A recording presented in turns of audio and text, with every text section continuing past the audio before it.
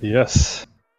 Alright, here we go. Click on my copyright free. Oh man, look at that. A fucking jet over my head. I'm so sorry for that shit.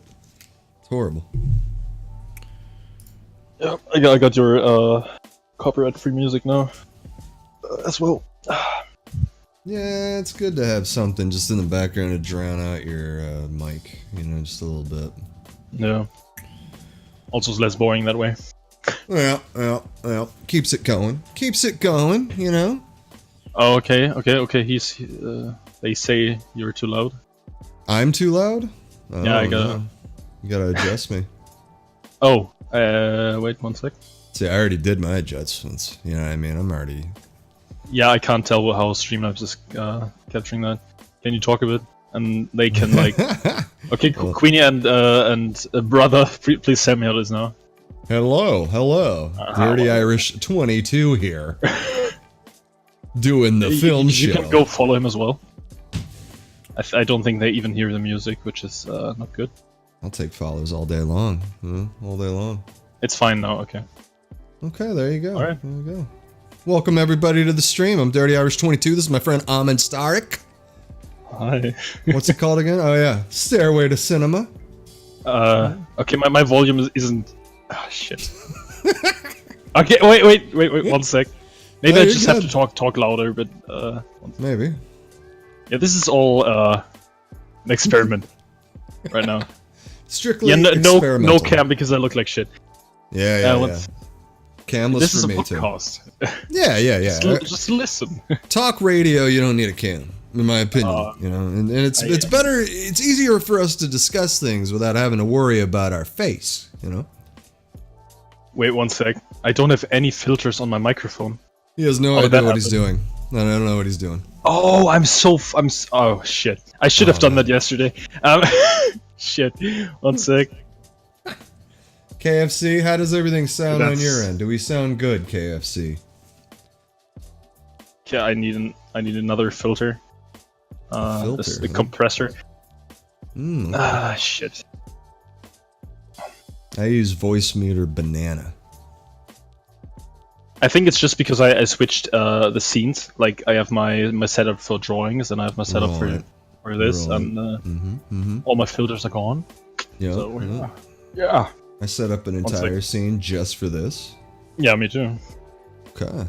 A new theme, new overlay, all fancy now. KFC says everything sounds good on my end, so there you go. That's why I love KFC. Both My the brother is chicken fucking and smart him. ass. Oh shit. He's like, you sound like shit, bro. Fix your shit. He's probably talking in Special. German though, like Schneiser. No, he's not. He's calling me fucking noob. Okay. Dude. I mean, you're representing Germany here, bro. You Yeah, know? I know. And this is hard. Not the best example for German. It's a good start. Good start here. Yeah. Next time will be better. Oh, I know. I Gang, know. gang. What's up? What's up, Flying Wolf, man? Best name ever. I think I got my compressor right now. Okay. You're all compressed. I just need something to. Wait 1 sec. Eh, just Just bear with me. hold up. I'm dying. Okay, for like that amount. Okay. I think I'm good now. And I talk, please. Hello. Donde está aquí? Yeah, Where is I the think we're good burrito? now. I think we're Okay. good. Can anyone tell me if it's good now?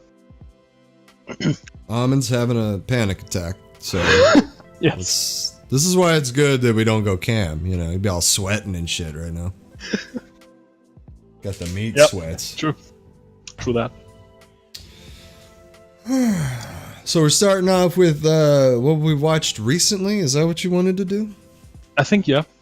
Like not like half not three or like so. an introduction to film. How you got into it? Okay, so how I got into film? Like, what was the movie? If you can remember, what was the movie that got you? Actually, that's the weird one, because I think it's probably Snatch. Snatch. That was the one where you're like, yeah. I mean, I was into movies before that, but my brother, no, not my brother, my dad showed me that movie. Yeah. I was like, holy shit, there's so many movies I don't know, you know? Because how I had old never are heard you? of Snatch before, and it was so amazing. So I thought, like, man, there's probably more stuff like that. And how old were you? Do you remember? I think 15. 15. Okay. I just guessed. I don't know really. Yeah, for me it was Conan the Barbarian when I was like 4 or 5 years old, and then I was stuck on it ever since. Isn't that an R-rated movie? Yeah. It was an interesting childhood, man. Shout out to my dad for not giving a fuck, and my uncles for not giving a fuck either. They showed me everything. They didn't care. Rambo, First Blood, all that shit. It was amazing. Yeah, Rambo is good. I've never seen Conan though. Conan the Barbarian is, especially since you've been on an Arnold Schwarzenegger kick. Yeah, recently as well. Yeah. That's a sacred film for me, Conan the Barbarian. It's a bit cheesy, right? Oh yeah, just a little bit, but good for its time. James Earl Jones. Yes. Darth Vader himself. He's had, in my opinion, he's had 3 big roles. James Earl Jones, that's one of them. Conan, for me, because he's like, killer in it. He's got a weird fucking haircut though. And then Mufasa, and then Darth Vader. What was the second one? Mufasa? Mufasa, yeah. What about coming to America? I'm not like a big fan of Lion King. I'm not a Lion King person. I actually saw that shit in theater, but I just walked out. I was just too old at that point when it came out. I was like, I'm done with this shit. So I had to walk away. Yeah, in general, like animation movies are not my thing really. But like we, the Spider-Man thing, Into the Spider-Verse, which kind of pours into recently viewed for me, but Into the Spider-Verse was just unbelievable. Like, they just raised the bar for all animation, because I was the first animation in a long time where I actually laughed. Yeah, true. Also, the way it's drawn and animated is completely unique. It's strange. It was like a strange adjustment at first, when it first just starts, but the action is so incredible. It's unbelievable. I don't think it's 24 frames per second. Yeah, it seems like it's low. Yeah. But the action seems like it's high. I don't know how to explain it. It's different. Yeah, it's strange because you kind of get soaked into it. Because even the preview, I was like, that looks very low frames to me. It's like, what the hell's going on? It looks like 15 or some shit. Like, it's really droppy. But that's just the style. It's a weird adjustment. But amazing movie, man. Probably, yeah. I always call it the best animated movie of all time, for me at least. I'm right there with you. I told my uncle that because he doesn't like Miles Morales. My uncle and me, big comic book geeks. Big comic book geeks. I thank him for getting me into it. But he refuses. He doesn't want to watch it because he hates Miles Morales. So I had to. His favorite character all the time is Spider-Man, Peter Parker. So there's issues there where he feels like Miles is taking over. Whereas my stance is Peter Parker is too popular to ever die. He'll never be away. There'll never be. There's been times in comics where there's been these huge gaps of no Peter Parker, and people lose their minds. So, but I told him to watch it. He said he's actually going to watch it. So, I wish I had an idea of comics, but I don't know shit. Do you have a tablet? No. That's the best way to read them nowadays, because then you don't have to buy them at the cover price. You can get them cheap and shit like that. And subscription models too. There's a couple out there. I don't know what the European model is though. But it's probably nice to have comics on your in physical shape. Yeah, I also like to have Blu-rays on my shelf. It's a good feeling. Right. Even though it's not necessary because it's all online, but.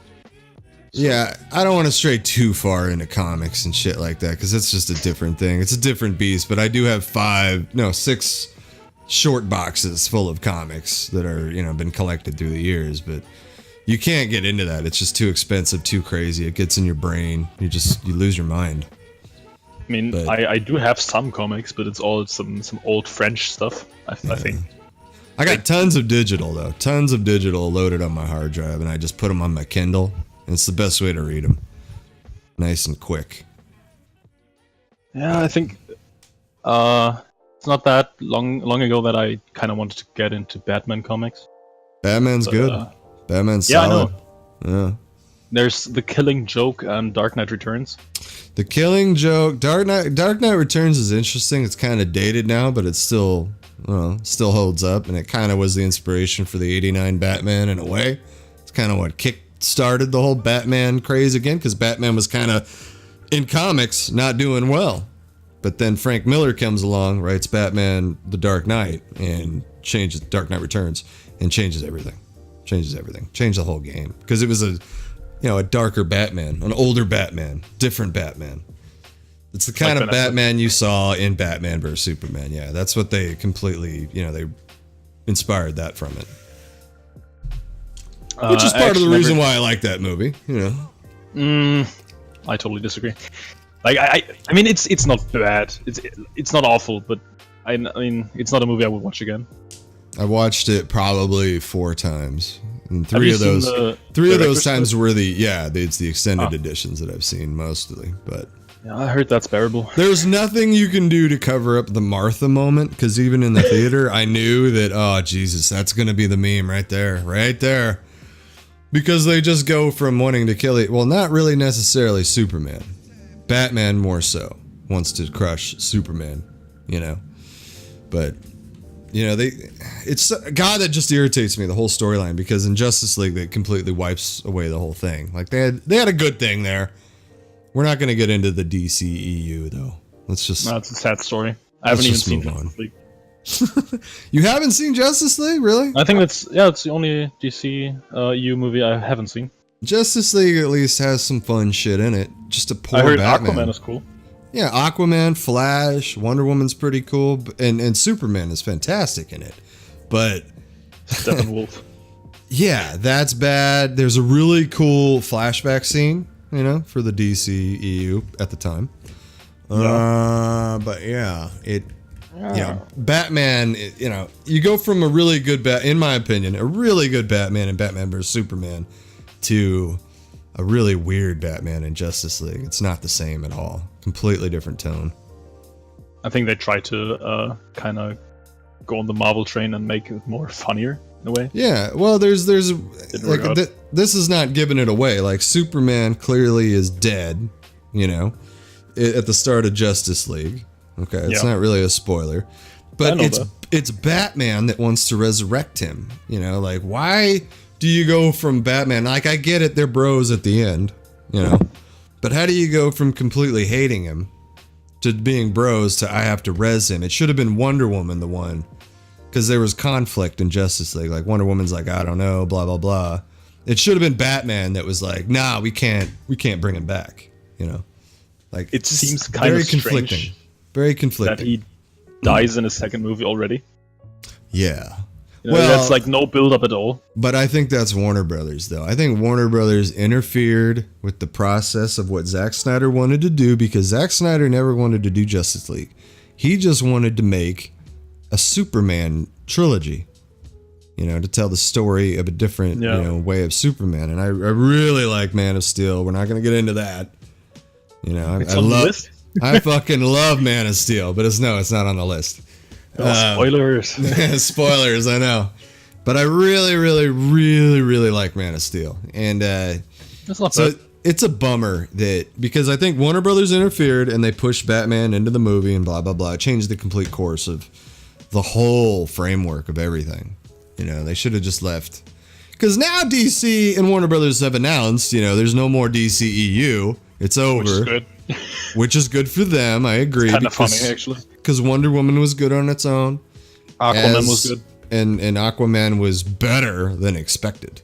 Yeah, when I saw the trailer, I thought that's like the worst movie ever. Yep. But when I was in cinema, it was kind of like I was holding back, but I really liked it. Yeah, because I mean, I'm still not sold on Jason Momoa being a great actor or anything. But man, he was better. Not. He was better than I expected in that movie. He was good. He wasn't he wasn't shit. That's the problem. You don't want him to be shit. I mean, yeah. I mean, he's Khal Drogo for the rest of his life. We all know it. But yeah. No? Not as much as Daenerys is. Like Emilia Clarke is Daenerys for me. You know. Who? Emilia Clarke is Daenerys. Oh, for the okay. rest of her life. Okay. That will be her only good role, I tell you. Okay. Well, I think I would argue that too further. That I bet you, what's his name, Jon Snow. Kit Harington. Kit Harington's never gonna have a better role than Jon Snow. I mean, I've seen a movie with him. It's called Brimstone. Oh yeah, I saw the Western. How was it? It's actually like it's a dark Western, not as dark as Bone Tomahawk, but it's really good. Also, Guy Pearce is playing a really good villain, considered on my top 10 villains list. You know.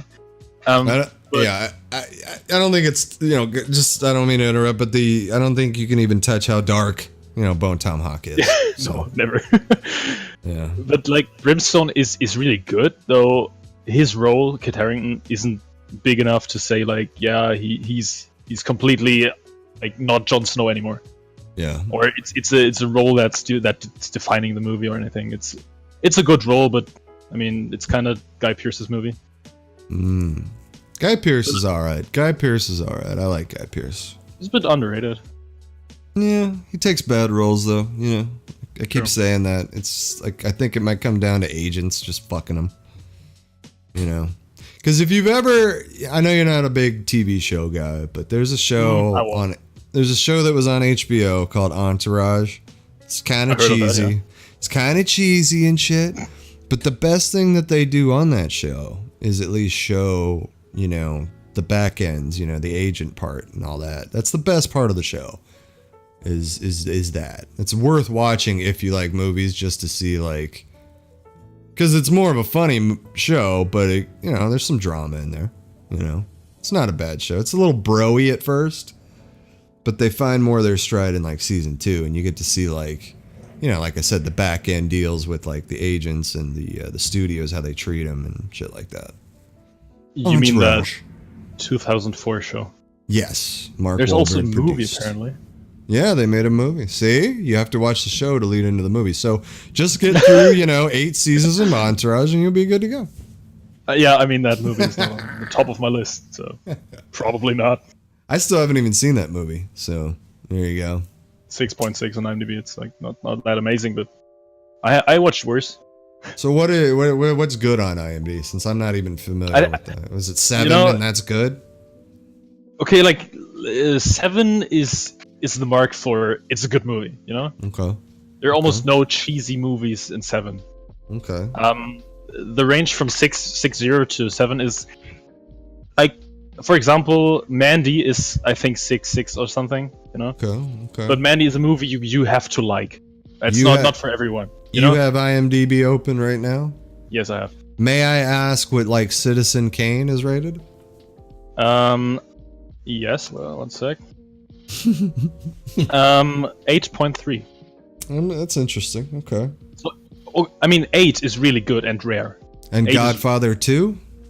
I think 9.0. Ooh. Is there any 10s in there? Nope. No, I mean, 10s. It's the average rating of everyone. So a 10 rating is kind of impossible. Right. Bunch of fickle moviegoers not willing to throw a 10 out there, you know. The best movie rated is Shawshank Redemption, 9.2. Really? Yes. Wow, that's interesting. Shawshank.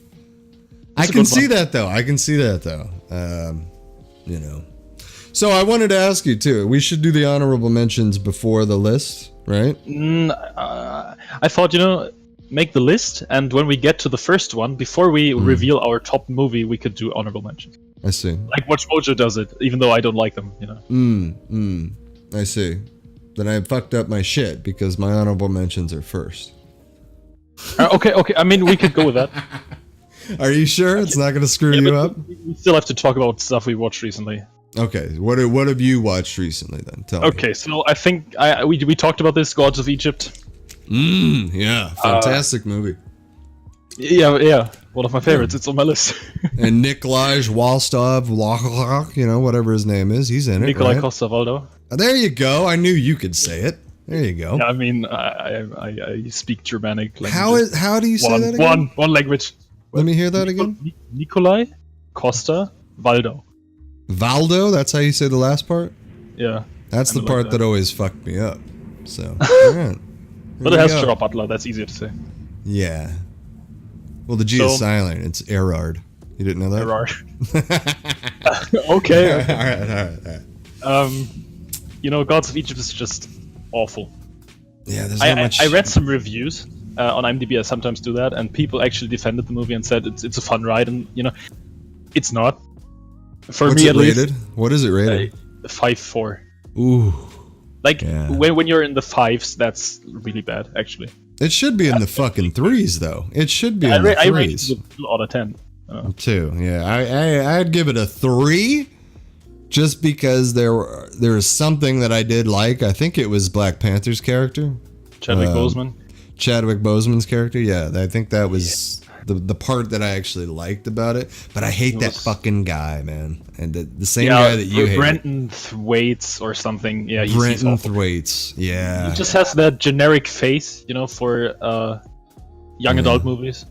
Yeah, I mean, I don't want to be a basher, but we definitely agree on that guy's face being hard to take in movies. He's just not a good actor. I mean, I mean, you got Pirates. What was it, Pirates 4 and 5? No, just 5. Just 5. Okay, so Pirates 5, and then you got The Which Giver. Like more than I expected, actually. The Giver. If you've ever seen The Giver, he ruins that as well. His face. You know. We've watched that in school, and I think I was sick on that day, so I never watched it. The Giver was shown in school? Yeah. I think we had some. I think we even read it in English class. Yeah, nice. I think we did. Yeah, some strange topics. Middle school 2 years ago, right? Middle school 2 years ago. I think that was in 9th grade or something. Yeah, that's 2 years ago, right? He wasn't Maleficent.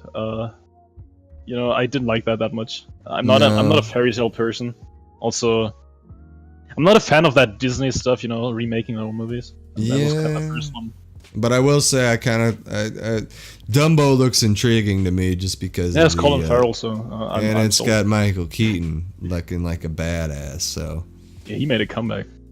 And Michael Keaton and Tim Burton are always a good combo, so. It's a Tim Burton movie? Yeah, as long as it's not Tim Burton, Johnny Depp, I'm there. Anything Tim Burton does, minus Johnny Depp for the last 10 years, I think has been. Yeah. Because Big Fish was good. Don't talk shit about Sleepy Hollow, man. Yeah, it was okay. And Ed Wood.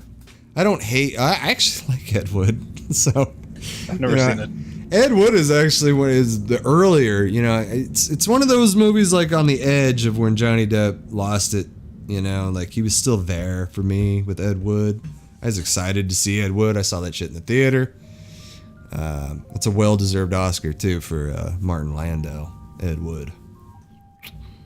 I think that's the movie that's been on my watch list for the longest time. I think my dad told me about it when I was 14. It's interesting. I still haven't seen it, even though I would want to watch it. Very weird, you know, just like Tim Burton movies are. Yeah. Edward Scissorhands, I think, is the best, though. That's the pinnacle of, you know, the two of them together, in my opinion. I know people love Alice in Wonderland and all that shit. I hate that movie. I hate it all. The Alice in Wonderland. Sweeney Todd? Sweeney Todd is okay. I don't know. You don't like musicals, right? Like it kind of worked, you know? What do you feel about Sweeney Todd? Me? I haven't seen it. Oh, you haven't seen it? I think I have the DVD on my shelf, but I haven't seen it. Well, it is a musical, so you're probably not gonna enjoy it. I didn't know that. Okay, so I won't watch it. I should have told you that. You could have loaded it up like, oh my god, they're singing? Yep, they're singing. Okay, so... I'm sorry, Barber of Fleet Street. Oh yeah. Okay, so Queen is saying, how can you not like musicals? I don't know. It's just too... It's strange. I like musicals if they're done right. You know. Yeah, but it just irritates me that they just begin singing. And, they just start singing. After that, they pretend like nothing happened and stuff. It's strange. Well, it kind of just harkens back like to just the old school of, you know, film though, because a lot of old films were all musicals and like the stage is very musical oriented. So it's kind of like a blend of the stage and the film, and all that shit. But I don't know. I like Sound of Music. I like West Side Story. I like more of the classics, I guess. I even like Mary fucking Poppins.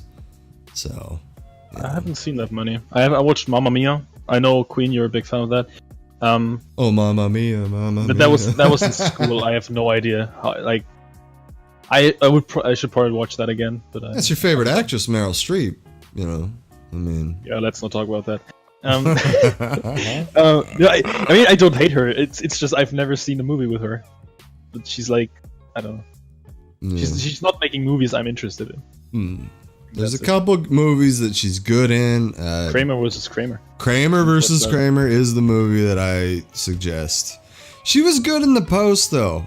Oddly enough, I don't know. I think that she's old now. I've accepted it, but I think she's highly overrated. Yes, highly overrated actress. Yeah, and Death Becomes Her. Death Becomes Her. If you've never seen that, Robert Zemeckis movie. Bruce fucking Willis. Okay. All right, your boy. Automatically, you gotta watch it. That is a fucking riot of a movie. That's almost like a Tim Burton movie in a way. Directed by Zemeckis. Zemeckis, you know, he's got some brilliance in his movies. You know. Yeah. Back to the Future is probably his best. Yeah. Look, my brother sang Hudson fucking Hawk. Yeah, that's right. Hudson Hawk representing. That's not best movie. Spoiler, but it will be on my top spoiler top one. You know, it's number one already. And number 2 and number 3, it will be all over the list. Yeah. Hudson fucking Hawk. Number 2, Hudson Hawk, the sequel that was never made, and then number 3, Hudson Hawk 3. Yeah, and number 4, Charlie's Angels. Full Throttle, the sequel. No. Okay, Robert Zemeckis made the Beowulf movie. I heard that sucked. Beowulf was alright. It's alright, you know. I've seen Allied with Mario Cotillard and. See, I haven't seen it. I have not seen Allied. I should watch that. It's just whatever. It's not bad, but it's just whatever. Yeah, it's not a movie you remember. Doesn't have great moments you remember. Do they play the Germans in a bad light? Is that why? Is there some? No, not really. Some I mean, prejudice? they should. But like, I don't give a fuck. Yeah, and I like her. She's fantastic, she's amazing actress. In, Dark Knight Rises and stuff. Got those crazy eyes. Gotta watch more French movies. Okay, back to the movies, right? Okay, yeah. Have you seen anything lately? Lately I've been watching a lot of stand-up comedy, so no, that would not qualify as film. I'm trying to think the last film I did watch. Oh, I did watch The Favorite. So, yeah. Did you like it? I did. Kind of an abrupt ending, but you know, it's one of those endings you kind of just sit there and you're like, all right, well, she's fucked, you know? I mean, the ending was all right. I kind of would have liked... It's probably the weakest part, actually, of the movie. I would say, yeah, it kind of was a bummer, in a way, you know, the more I think about it, because I kind of wanted something more dark leading up, especially after The Lobster and the killing of a sacred deer. Yeah, that shit was gruesome. Yeah, that's I'd probably say The Killing of the Sacred Deer, probably one of the most unsettling movies I've ever seen. But yeah, great I won't movie. watch that again. And even The Lobster too is a little unsettling. It's just a little bit more comedic, but it's still unsettling. That director has a way of just putting tension in a scene. You know, what's his name? Yorgos Lanthimos. Yorgos fucking Lanthimos. Yeah, that dude from Greece. Yeah, he's amazing. His movies are strange, but I like them. Mm-hmm. Not for everyone. I can totally. When I watched The Favorite in cinema, 2 elderly women walked out. Maybe the movie was a bit too Too the much. humor is really dark. Yeah, and it's a lot of humor too. That if you're not listening, you're not gonna catch it. And I think it's the dancing scene, man. What the I love the dancing scene. That's another thing I was gonna get to is the cinematography. All the shots were just fucking awesome. And another underrated thing about film that you don't see a lot is natural light. It was awesome to see. I love these natural light shots in the whole movie. All candles, kind of like The Revenant. You know, all natural light. Just thinking of how hard it probably was to shoot that movie. What a nightmare. Yeah. I bet you Leonardo DiCaprio probably never does a movie outside again. You know, I wouldn't be surprised. It's like, I'm never going out again. Fuck that. I'm going to be inside. Probably scared of bears. Probably. I gotta see that again, actually. That movie. Yeah, I mean, that's on the brain because I recently watched it about a month ago. So, you know, the appreciation, because it's probably the third viewing, actually, of that one. It's a little long. It is a little long, yeah. But I watched it in cinema, and when you're in cinema, it doesn't really matter. Like, long movies, you don't notice that. Well, he got the Oscar for it, you know, Best Actor, which I thought, you know, he should have got Best Actor a few times ago. Wolf of Wall Street. Wolf of Wall Street, arguably, but somebody beat him out for Wolf of Wall Street that was McConaughey, which I know you don't like Dallas Buyers Club, but I really did. It's not that I didn't like it. I felt it was unsettling, the movie. You know, the whole atmosphere. It's quite depressing, and I thought it was quite depressing, but still hopeful. You know, it was a good story to tell. I don't know. There's something with watching sick people. You know, it makes me uncomfortable. I see. I think I have a thirst for unsettling, man. Like I kind of want the attention there. Dude, watch Mandy. You know, I actually did watch 20 minutes of it, but I was tired, and then I went to bed. Yeah, you gotta be concentrated for that. Yeah. Oh, I knew it like right in the first 10 minutes. I was like, well, this is gonna be a trip. Yeah, it really is. That's why I was just kind of like, I just had it on while I was like still like dicking around, and I was like, all right, well, that's gonna be a movie that I'm gonna have to be all in on. Like, you have to be all in on that kind of movie. Kind of like Blade Runner 2049. You know, you got to be all in. You got to be all in. What's up, Barbarian? Yeah, let's talk about that later. So I watched The Last Stand. You know, because recently I don't know why, but somehow I just watched Arnold Schwarzenegger movies. And The Last Stand is probably the weakest one I watched. Yeah, it's a bit lame, you know. Not well, how close is Austria to Germany? It's like right next door, right? Yeah, it is. Well, there you go. I mean, it's possible that everyone in Germany is like related to Schwarzenegger. So, you know, it's probably you have like a, you know, a kinship there with Arnie. Yeah, let's not comment on that. I have a kinship with Arnie. I've grown up with that dude. I fucking love Arnold Schwarzenegger, and it's just he's amazing. It's just sad. For me personally, like, it's hard for me to watch him right now because he's a little old, and like I'd rather see him do a Conan movie at this point, you know, since he's, you know, him and Sylvester Stallone both seem to be on this retro kick a little bit, so I'm hopeful that we'll get a King Conan, you know, story in there. Yeah, he's not doing much lately. Yeah, but Last Stand, what did you think of Last Stand? I rated it 5 out of 10 because it's just average, you know. It's nothing spectacular. So it's okay. It has some good scenes. Like it's fun, definitely. Confirmed better than Gods of Egypt. By a landslide. Landslide. It's now I did watch the first Avengers, as you know. Yeah. I have to say that movie holds up. It's amazing. There's some corn in there. There's a little corn, but past the corn, and that's all Joss Whedon corn, by the way. But past that, especially the last hour of that movie, just fucking brilliant. Brilliant fucking movie. And I remember even walking out of the theater in 2012, out of that, just thinking, oh my fucking God, I'm all in now. Because I was skeptical the whole time of them bringing out the Marvel shit. Like, that was the movie that changed my whole mind. It wasn't Iron Man 1. It wasn't, 2.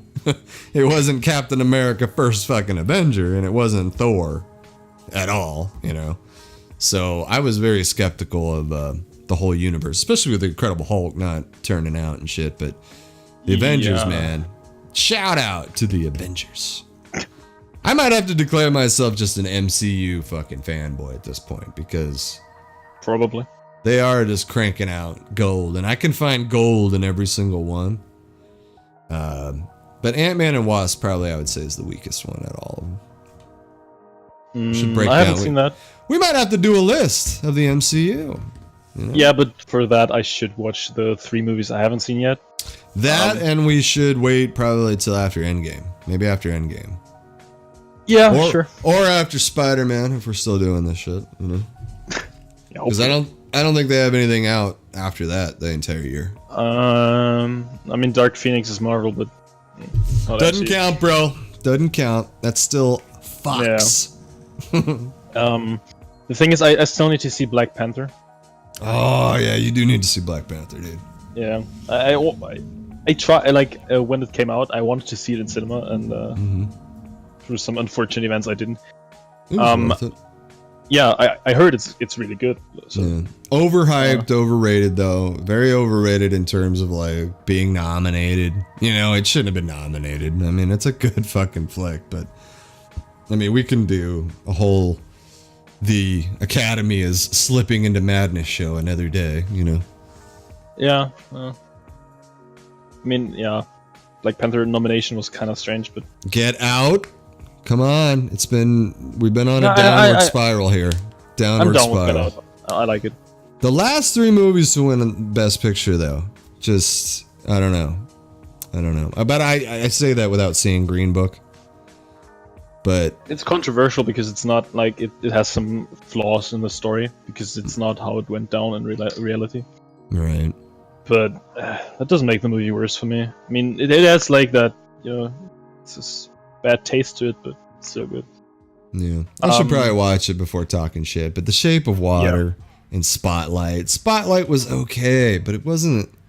Actually, I think Spotlight was really good. But I know you don't like Mark Ruffalo. No. It had nothing to do with Ruffalo. I mean, it has Michael Keaton. It has a fucking even Liev Schreiber was good. It has a great McAdams, Stanley great Tucci. Cast, man. A great cast. I just thought, okay, good story, good movie.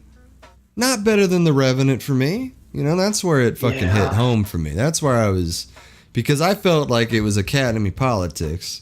They didn't want to give it to, is Inarritu, am I saying that guy's name right? They didn't want to give it to him twice. Inarritu. They didn't want to give it to him twice. So, because he already cleaned up the year before with fucking Birdman, which is well deserved. Birdman, controversial. Loved it. Yeah, me too. Edward Norton's movie, though. You're going to have to rein me in when I get on these tangents here, by the way. Just rein me in. Just say, listen, you're going too far off the beaten path here. Yeah, I think we wanted to talk about movies we've seen recently. That's kind of a ramble right now. It is a ramble. You want to get it on honorable mentions? No, I still have 2 movies to talk about. What do you got? Lay it on me. 12th Street. A war movie with Chris Hemsworth, Michael Shannon, Michael Pena. Oh, the horse movie. Yeah. All strong. That's, you know, it has some too over the top heroism and patriotic stuff. Okay. Doesn't bother me that much. It's okay. It's a good spectacle movie. The effects are really good. Yeah. It's a decent war movie, not more. It's a USA red-blooded American movie. Is that what it is? Kinda. Yeah. Okay. So it's probably the best movie of all time. Then that's what it sounds like. We were soldiers, right?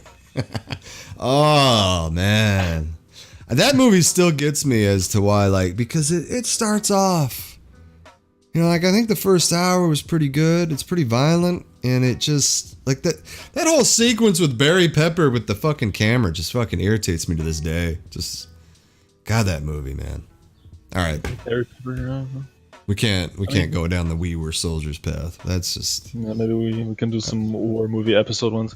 Yeah, top 10 war movies. So, the last movie I watched was the best one out of all I've seen. Like all of the 4 I mentioned right now. Okay. It's another Schwarzenegger movie.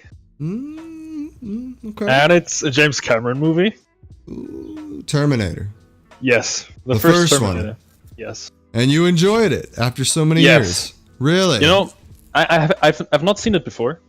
I've seen the second one though years ago, and that's strange because like, dumb idea. Right. Watch the sequel before the original movie. But back in the day, I didn't like Terminator 2 that much. Mhm. Somehow, I don't know why exactly. Like, I probably have to see it again because maybe at that time I wasn't used to watching like 90s movies yet. Mhm. You know, Mhm. I'm so used to the current stuff because I'm a young fuck. Right. Yeah. But Terminator now that I'm like into more old stuff, Terminator was really good. I think, like it's not probably not as spectacular as the second one. No. That's But just I like because Michael of like, Biehn. given the budget and all that for the time and all that. I mean, it's just Arnie's role. Michael he's Biehn in that perfect. movie is great too. Is Kyle Reese. I love Kyle Reese in that. Linda Hamilton, whatever. But man, I mean, she's all right. there's think some she's things more- about that movie that are hilarious. So like the shit they're wearing is funny. You know, like the 80s clothing, especially when they're getting ready to go out. Ladies' night. Also, the scenes with Arnie where he's like interacting with people is really funny. When he's buying guns and taking clothes from Bill Paxton. You know? I mean, I saw that movie when I was a child. Again, goes back to my dad letting me watch anything. So that movie was absolutely terrifying, you know, when I was a kid. So Yeah, I can imagine. it's kind of like a sci-fi horror in a way. You know, it was really a scary ass fucking movie at the time. And then Terminator 2 comes along and it's not that tone, completely different. And I remember getting hyped for it because I was like, oh no, Arnie's the good guy now. Like, oh shit, like everything's different now. You know, so I remember being a kid, that was like, a great idea for a sequel. yeah. But, You know, you know. Now I really get to like James Cameron more. You know, I appreciate him now. You see it I think- now. Yeah, I still need to see 2 more movies, and then I've seen them all. I think Yeah. I haven't seen Abyss and True Lies, and that's all. So there was a slight appreciation for him for Aliens, I would assume, before that, though, at least. Because Aliens is almost flawless, in my opinion. Yeah, no, I didn't even notice that Michael Biehn was in Aliens too. Oh, yeah. You'll notice, like, he uses Michael Biehn and fucking Bill Paxton. Schwarzenegger. He uses Paxton a lot. Yeah, Like, that's true. Yeah.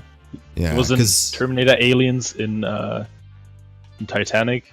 I'll tell you what, man. Since you do have, since you did say, Michael Biehn was good, you do have to see The Abyss, because he's really good in The Abyss. Oh, he's in that too. Oh, yeah. Yeah. Well, And, I mean, I also like Ed Harris a lot, so that's Mm-hmm. no brainer. That's one of my favorite Ed Harris movies, too. That movie's... Watch the extended cut, if you can get a hold of the extended cut. There's a different ending. I mean, I will probably watch it if it's on Netflix one day, and I'm not sure if Netflix like provides extended cut movies. Right. We'll have to find a way to get you more movies, you know? Yeah, But you've never because the seen Cameron- Tombstone either, one. No. right? Oh, God. And you're a Western guy. Yeah, You I have know. got to put Tombstone at the top of your fucking list because you like Kurt Russell. You even like Val Kilmer a little bit. Yeah. Sam Michael Elliott. Michael Biehn is in that, my friend. Okay. Bill Paxton as well. Bill Paxton? Oh my God. Oh my god. Also, Stephen Lang, that guy from Avatar. And I will say, arguably, you'll see why when you watch the movie, but Val Kilmer is an okay actor. He's an okay actor. I don't think he's a great actor, but in that fucking role as Doc Holliday, it is one of the greatest performances on film ever. Ever. He should have got an Oscar for that role. He should have got an Oscar. You know that you're just making my expectations pretty high right now. Oh, the expectations are through the roof. I've seen that movie probably 20 times. 20 times in my lifetime. Oh, It's- I don't think I have a single movie I've watched 20 times. But I mean, Really? I'm not as old as you, you know? That's true. Calling out the age. I am very old. I've seen a lot of movies. A lot of movies multiple times. But yeah, dude, you got to put Tombstone up there and The Abyss. You know, you need a little Michael Biehn, you know. But I tell you, when Double they're on shot. Netflix, I will immediately watch them. Or on Prime or anywhere. You got On Hulu? iTunes. No, Hulu doesn't have any movies anyway, so you're fine. I don't think Hulu is a thing in Germany. They don't have Hulu, huh? I've never heard of anybody who uses it. Like, I don't think it's even like we can use it. Not sure though. Cough, cough. Torrance. I mean, right. prove me wrong. So in short, you did like you like the Terminator. Yeah, a solid 7 out of 10. You know. Do you like the first one or the second one better? I mean, as I said, when I watched the second one, I wasn't that hyped or like that flashed as I might have should been. Mm-hmm. So I get at this moment, I think I like the first one more. Though I need to rewatch the second one. To me, they're like equal in a way. They're just very, very, different. very, very good and different. Yeah, and like Alien. And Aliens is really different, but still both great. And definitely True Lies, man. You're gonna have to watch True Lies. That's probably the funnest. I know that's not a word. The funnest Arnold Schwarzenegger movie. Like, he's so fucking great in that movie, man. Oh, fantastic. I could listen to that dude all day. You know? Wow. Oh. Oh my god. Okay, so I'm done with my weekly recap, although I don't think that's been my week. I watched some German TV movie, you won't know that. So. The Schnackenlagen. Yeah, I know. Yeah. I forgot to hit record, so maybe next week I'll see it. Also, yeah. Also Pirates of the Caribbean 5, we talked about that. Which was surprisingly good, man. Surprisingly good. Yeah. I hated the fourth one, but the fourth one was god awful. The fourth one was so bad. It had no ships. Because I actually am a fan of the trilogy, the first 3. I like. Like most people hate 2 and 3 because they're very long, and there's this big time long storyline that they have going on. I liked them when I was younger. Also, Barbarian is saying that I'm correct. Hulu is only US and Japan at this time. Oh, okay. Well, there you go. There you go. This just in: Hulu. Thank you, Barbarian. Prejudiced against all other countries except against Europe and against Africa. The good old USA. You know, I'm just saying. Yeah. Okay. So we can move on to our picks. It's the honorable mentions. Can we? Oh yeah. Okay. I gotta open my document here. Let's do that quick. You know. Yeah. Well, I mean, I got mine ready to go. Yeah. Go for it. So, like, you say one, I say one. Yeah. So my first honorable mention is gonna be Shawshank Redemption. Okay, yeah. And the reason I throw that in there, to me, it's one of those movies that could easily be number 1, easily, because I don't know, man. I think it's one of those perfect movies. I understand completely why IMDb has it rated so high. I think Tim Robbins is not a great actor. I think he's okay in the movie. Morgan Freeman, with his narration, with the cinematography, with the music that they chose for the movie. Overbearing music, to me, will always push a film to a greater heights. And I think it has that overbearing music, kind of like Inception, kind of like The Dark Knight, that kind of thing, where it's just fucking swallowing you up. Yeah. Like, you can't ignore it. That's the thing. You can't ignore the music in that movie. But, when I sat in the theater, I sat down in the theater when I was a kid, and I was all into the Oscars at this time. This was like when I was 14. All I could do is, Oscar. That's all I cared about in life. So it was after Pulp Fiction. It was after Forrest Gump. And those were the 2 front runners that was like going head to head. What's going to win Best Picture, blah, blah, blah. This movie wasn't released that, much. It was kind of like one of those movies that nobody really knew about at the time. And I remember I sat in the theater and I just couldn't believe it. Like, it blew me the fuck away. And movies that we both seen, I think spoilers, we'll have to just say it, But the ending to that movie, I didn't really see it coming. So it kind of blew me away, and I liked how they, tied it all in with Red telling the story and all that. The sad thing about that is I was spoiled before I watched the movie. That will ruin the entire experience right there. Yeah. Same with Fight Club. I knew how Fight Club was ending. Ooh. Just because I watched some YouTube videos, that stuff. Yeah, you gotta be also, careful. I watched... Yeah, of course. Now I am. Mm-hmm. But also... Shawshank was at a time... I watched that when... at that time I wasn't... that guy I'm now, you know, Mhm. with movies. Probably the same era, like same time around Terminator 2. But I still liked Shawshank a lot, though. I probably have to see it again because, especially, I don't even remember the soundtrack, which is so sad. I would say absolutely. Then, yeah, you should watch it again and just pay attention to how good that music is in that movie. It's kind of just it kind of has like, yeah, I know. I was thinking about that earlier. Like, I've been racking my brain all morning since I woke up with like all the shows you and I can do. Another idea I have for another show, you and me, is going through like Best Picture nominations for that year. I see. And kind of like, did it deserve it or what should have won, kind of thing. You know. Yeah, that's cool. Yeah, it's not bad. I like that. It's not. I mean, you could tell me if it sucks right now. You could tell me if I suck. It's good. It's good. This just in, I suck. No, I'm just kidding. So we covered Shawshank. What's yours? What's your first honorable mention? Actually, you have 5, right? I have 5. Yes. Yeah, I have 7.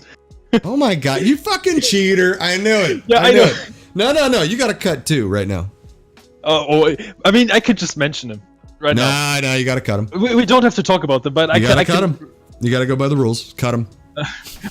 Actually, there will be more incidents of cheating. The only reason that I want you to cut him is because I know it's hard for you. Like, you struggled probably with this list, I bet. Okay, let's cut tell me the 2 then. Just tell me. Yeah, that's what I wanted to do. The 2 I was cutting. No. Okay, what's the 2? Okay, Forrest Gump. We just talked about that, like you mentioned it. And The Princess Bride. Okay. And that's really hard to cut. Yeah. Princess Bride, amazing. It's like the best cheesy movie ever. Yeah. Well, I talk a lot about childhood and nostalgia. I mean, The Princess Bride, Goonies, Labyrinth, all that shit. I just watched that last year, The Princess Bride, for the first time, and I just, even the best scene probably is that Inigo Montoya scene. Oh yeah. You prepared to die.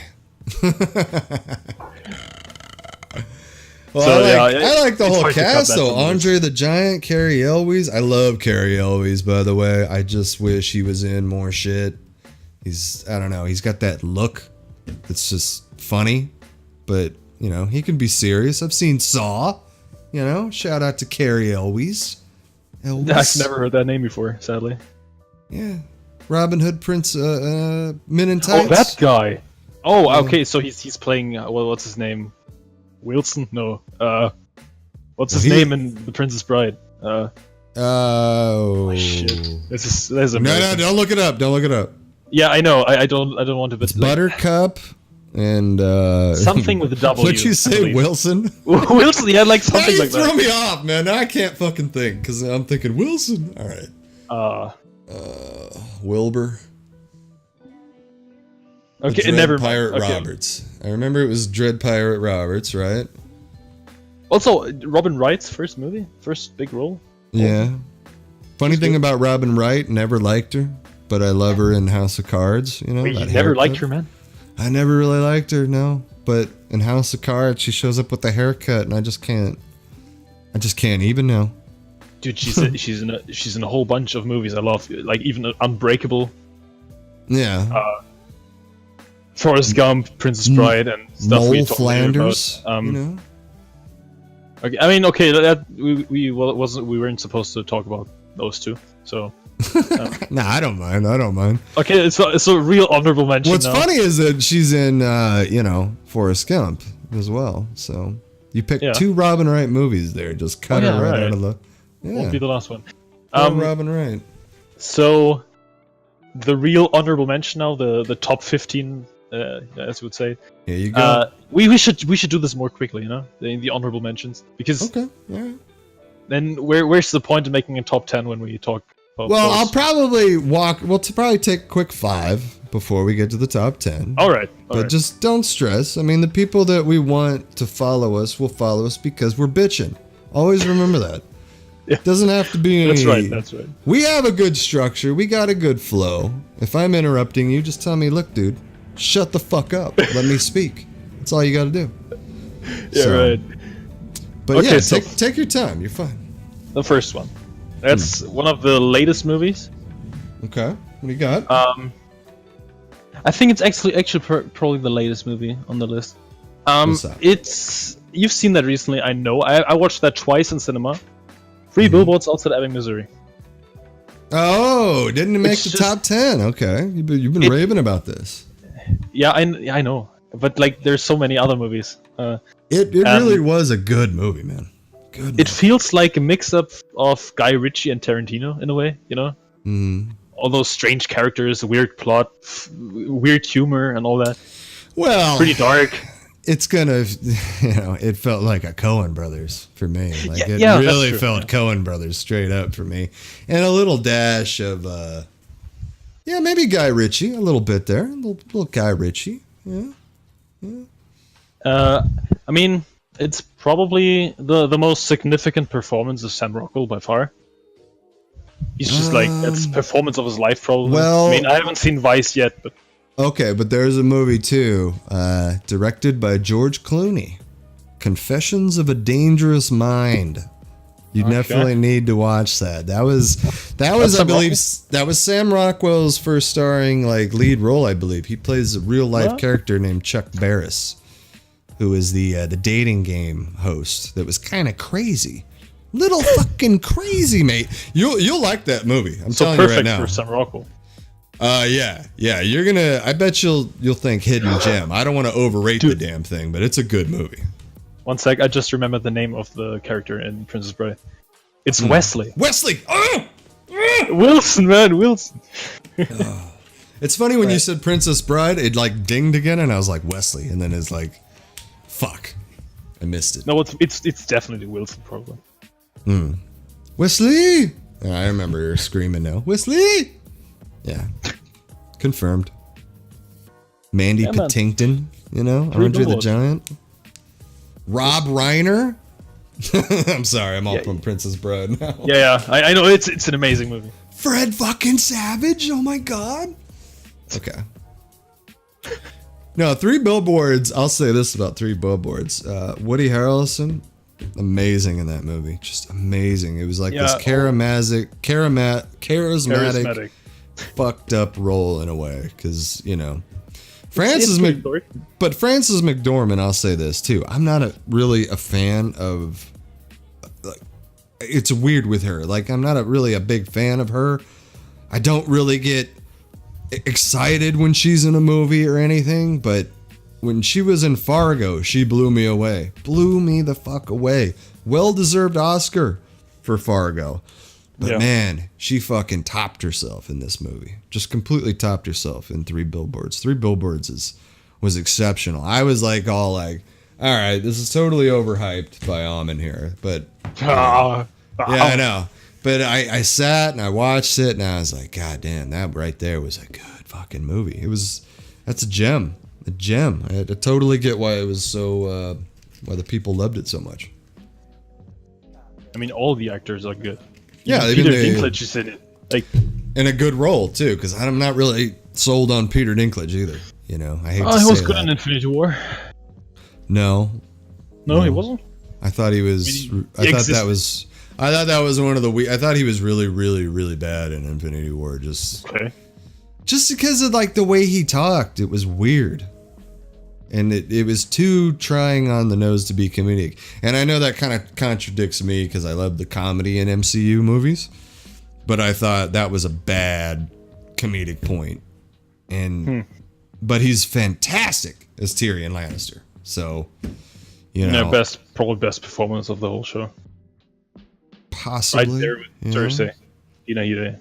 Oh, Cersei, yeah. She Lena Headey, yeah, she might be arguably Charles Dance though, but that's more supporting, I think Cersei is the best performance role. She's not my favorite character, even though I think she's a perfect villain. Because you hate her so much, but you still enjoy seeing her. I would make the case. So I would actually make the case for Arya as well. I think that girl. I don't know if we'll see that girl in anything else after this show. I know she made that movie I Boy, which is a Netflix movie, and that sucked ass. That movie is so bad. I've just seen a lot of shows where people are great in the show and they go on to really do not much. So You know, I mean, like, Yeah. I guess, you know, you got like Matthew Fox was a surprise, like in your movie, you know, Bone Tomahawk, but you didn't really see him in that much. After Is that Lost. Bruder? Who? He's playing Bruder in One Tomahawk, right? Yes. Never seen him before or after that. Well, I saw him in Lost. You've heard of Lost, right? Yeah, of course. I heard Yeah, it's okay.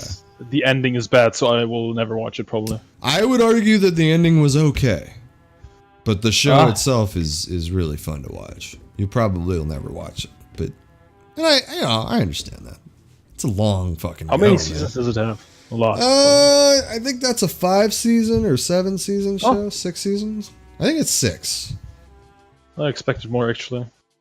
Yeah. Well, your next honorable mention. My next honorable mention, moving on, Yeah. is a movie called Glengarry Glen Ross. I don't know if you've seen this movie or not. I haven't even heard of it. You know.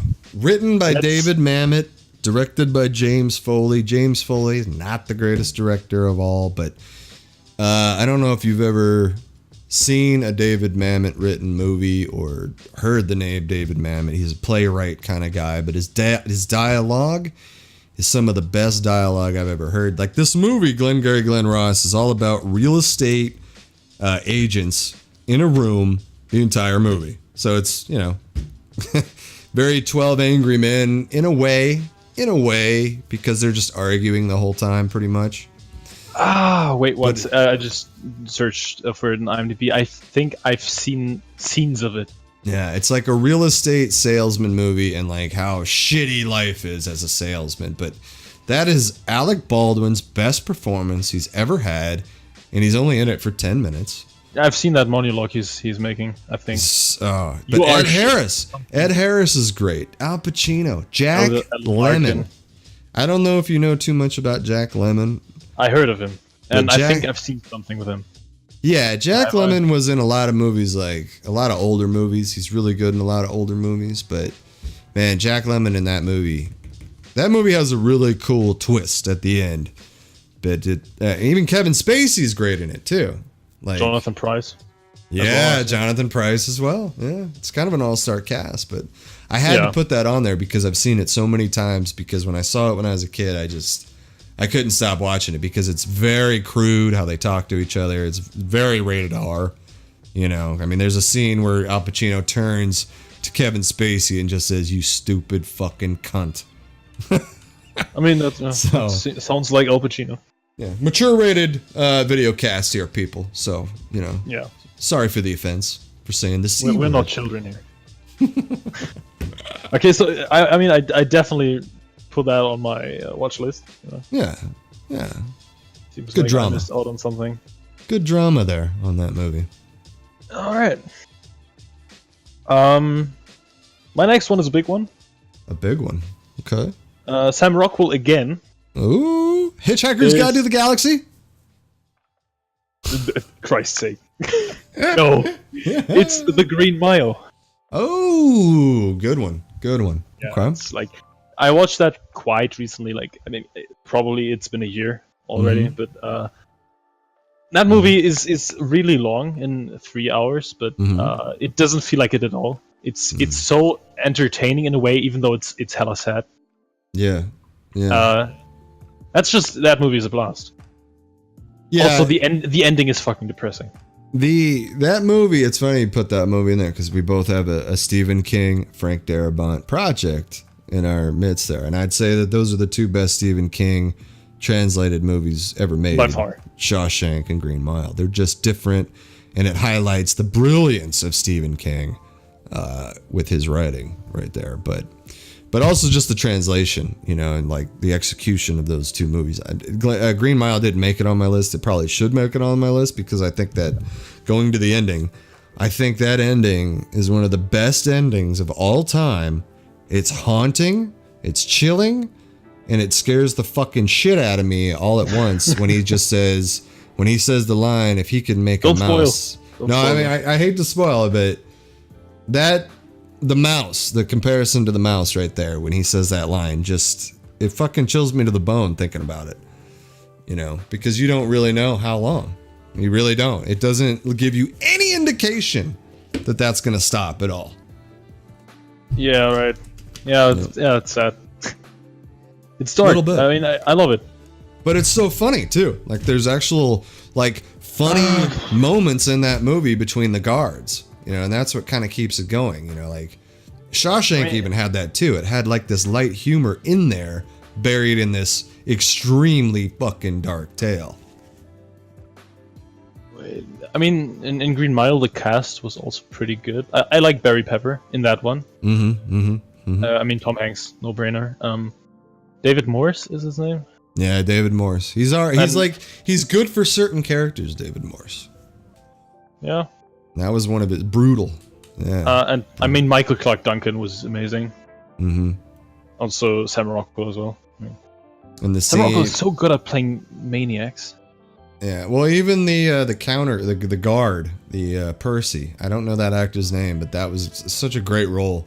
He was such an asshole. It's one of those roles where you just fucking hate that character so much, and when that invokes that kind of emotion out of you, to me, that's a good performance. You know, like you just fucking Hutchison hate him. is his name.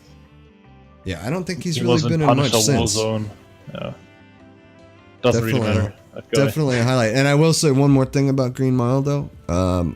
Brutal scene with the electric chair. When, yes. You know, yeah, that right there, you remember. Like that's a fucked up scene right there. Good movie. All right, your next entry. Moving on, was this number 3? Jaws. That's right, ladies. Oh and yeah, gentlemen. that's for me a 10 out of 10 movie as well. This did make the list, though. This is, you know, Steven Spielberg, when he was a rebel and a badass and a fucking pioneer of film. And the movie, I consider it a horror movie in a way, you know, but the 3 actors really make the whole movie. Dude, Robert Shaw is... And to think, too, that it was so just good. shot on that set, too. I mean, I've actually been to that set on Universal Studios. It's, you know... It's so small when you see it, you're like, no fucking way. But yeah, Roy Scheider, I don't like Roy Scheider, but he was just great for that role. Richard Dreyfuss, unbelievable. And then Robert Shaw, who, you know, if you've seen Jaws and you see The Sting, Robert Shaw is just... This Sting sold me on him. Yeah, recently. that's one of the badass, big swinging dick Irishmen out there, you know, and I just love that fucker. So, yeah, Jaws, number 3. Jaws still holds up. It's still really thrilling. Yeah, exactly. The fact that he was able to, like, I mean, you can only imagine sitting in the theater at that time. You know, you'd never seen anything like that. And all of a sudden the music, dun, you're like, what the fuck? You don't see the shark for like, you know, an hour at least. Yeah, I love Jaws. Which makes it even more scarier. You know? Jaws is one of those I can watch every 2-3 years. I'll watch it. If it's on, I'll watch it. I'll watch the whole damn thing. In fact, I watched that a year and a half ago. A friend was visiting, and it was on TV, and we just watched Jaws. It was great. It was great. Yeah. I got a friend who's not that deep into movies, but like also he hasn't seen any old movies, but he really liked Jaws. I think that's a movie you can totally show a current audience and like this generation. It's still pretty good and exciting. It's one of those movies too that would argue against you don't need a remake. You know, no, definitely totally not. You don't need a remake of Jaws. I mean, we had The Mac with Jason Statham last year. Yeah. Did you see that? No. Oh, you didn't see it? Okay. I don't. Maybe we'll do a review of The Meg. Oh God, I don't want to see that. A 3-hour podcast about The Mac. Oh God. Okay, my next one is quite epic. Okay. Probably the most. I mean, okay, no, but it was one of the most epic scenes ever for me. Okay. It's Braveheart. Oh, okay. And the speech of William Wallace in Sterling is just. It's amazing. I love that film. Oh yeah. I've seen that twice. It doesn't happen often. Most movies I only see once, which is I know. You know, I always want to see more stuff, more new stuff, and don't want to rewatch all the time. But Braveheart is just really good and always fun. Now I know you probably wonder, like, because you hear this from me a lot. I'll say, oh, I've seen that so and so this many times in the theater, and I am not bullshitting you when I say this, but Braveheart was a 5 times in the theater for me. So, you know, my record is 3 on Hobbit 1, which is regrettable. I saw it because it was one of those things where my family was really big into movies. So if I saw a movie with somebody, I would tell the other person, then I'd go with them and so forth. Like, I mean, I got dragged to see Ghost 5 times, you know, Ghost. Dances with Wolves was 3 times, which is a very long movie. But, yeah.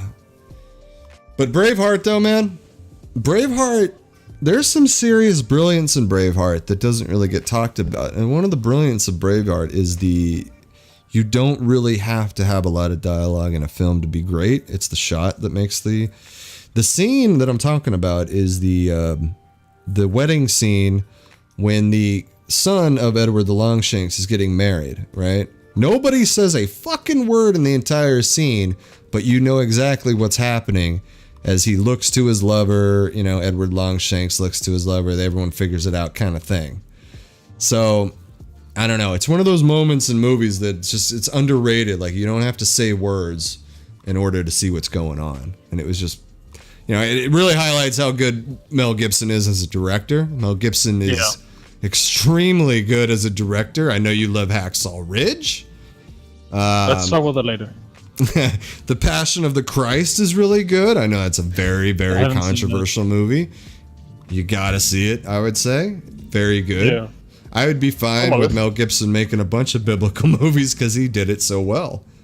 Apocalypto. Apocalypto, man. Have you seen Apocalypto? Yes. Okay, Apocalypto is that's another, in my opinion, just hidden gem out there that just you don't even really understand some of it, like what the hell's going on, you know, with this culture. But man, that's a good movie. Good movie. But Braveheart was insane at the time. Like that, as soon as it hit theaters, people went apeshit. Like they went apeshit with that movie. And I have to attribute Braveheart to leading the way to Gladiator, to leading the way to 300, to leading the way to, you know, more giant battle movies. More swordplay. You know, swordplay is what I'm getting at. Fantasy swordplay, whether it's history or fantasy. I love swordplay. You know, it's one of my favorite things in movies, and I'm always I have a thirst. You know, that's for swords, other than, you know, guns, in my opinion. There you go. I'm done. I'm done on Braveheart. That's it. Okay. And your next movie. Oh, but also the music in Braveheart, fantastic, fantastic. Also, the actors are good, but like, I mean, it's not an all-star cast, but some people, you know, James Cosmo, for example, he's always the side character. Gleason too. Brendan Gleeson, yeah, right. Angus McFadden. Yeah. Yeah. And I think that's it. I don't even know who's playing that. I'll say that too. Like that's something that kind of contradicts what I just said. Like about how, you know, when you see a movie and a character you hate them, that makes it a good actor, right? Longshanks. Or it makes it a good performance. No, not necessarily Longshanks, because I thought Longshanks had some charm, at least, because he hated his son. Like when he throws his son's lover out. I mean that's a great scene. It's a great scene because then the son pulls out the knife ready to go and he just slaps him. You know, it's just that at least made Longshanks fun in a way. You know, I mean, I like that's good villainy. You know, you've seen the character I'm getting to though. The character that I'm getting to though is Robert the Bruce. I cannot stand Robert the Bruce in this movie. So does it make it a good performance, or is it just that I hate the fucking character? I haven't seen The Outlaw King though. I just wanted to mention that. Yeah, which is about Robert the Bruce. So yeah, and Chris Pine is a pretty likable actor. I love Chris Pine. I really do. I love him as Captain Kirk too. Barbarian says it's a good performance. Okay, I agree on that because I like Angus McFadden. Yeah, no, I've seen him in more movies. You know, I think he was Orson Welles in The Cradle Will Rock. I don't know if you've ever seen The Cradle Will Rock. Nope. Should watch Cradle Will Rock. That's a underrated movie by Tim Robbins there. Good movie. Robert the Bruce was a shit stain until Wallace reformed him. That's what Barbarian said. Okay, I have no idea.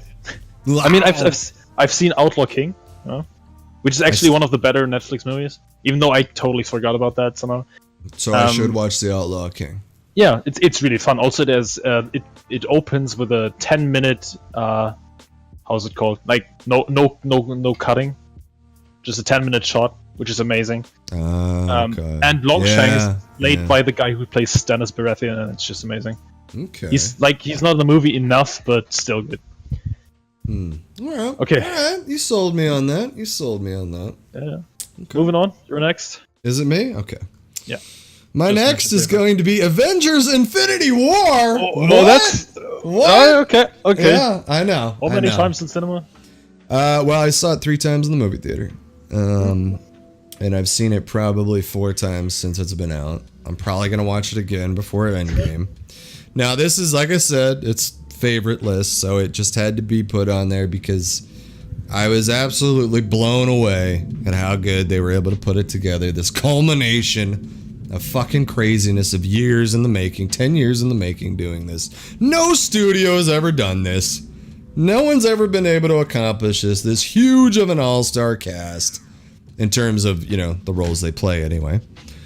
Because you could break it down and say, are they an all-star cast? Easily and say, probably no. You know, in terms of like awards and shit like that. I mean, you got Also, Robert Downey Jr., Chris Hemsworth, but Chris Hemsworth I think is notable, you know, but you got Scarlett Johansson, you got Ruffalo, but Chadwick Boseman, Karen Gillan, Elizabeth Olsen, those people I think would be a little bit lesser, you know. I mean, the reason they are popular is the Marvel movies. Exactly. You know, that's the point I was getting at. Yeah, whereas Benedict Cumberbatch is Chris Hemsworth is doing a lot of stuff besides Marvel, and I like that. Since Marvel. You know what I mean? Yeah, probably. Like Robert Downey Jr., Josh Brolin, Benedict Cumberbatch, and Don Cheadle. You know, I mean... Alright, so maybe I'm wrong, but you see my point, though. I think you see my point. Yeah, I totally agree, yeah. Yeah, like, because we were talking about JFK yesterday, right? And when you started seeing that cast, like, you couldn't believe it. Like, you were like, oh my god. But anyway, I'll get to the movie. The movie was incredible for me. I wished it was 5 hours fucking long. I could watch that shit all day long, over and over. It harkens back to when I was a kid. I'll go back to comics just a little shortly here with Thanos. Thanos is my boy. I love him to death. And there is even a discrepancy with how they handle his character as opposed to the comics, and that is his whole motivation is death, courting death itself, which is in the form of a woman in the comics, Mistress Death. All right? I've known about this since I was a kid.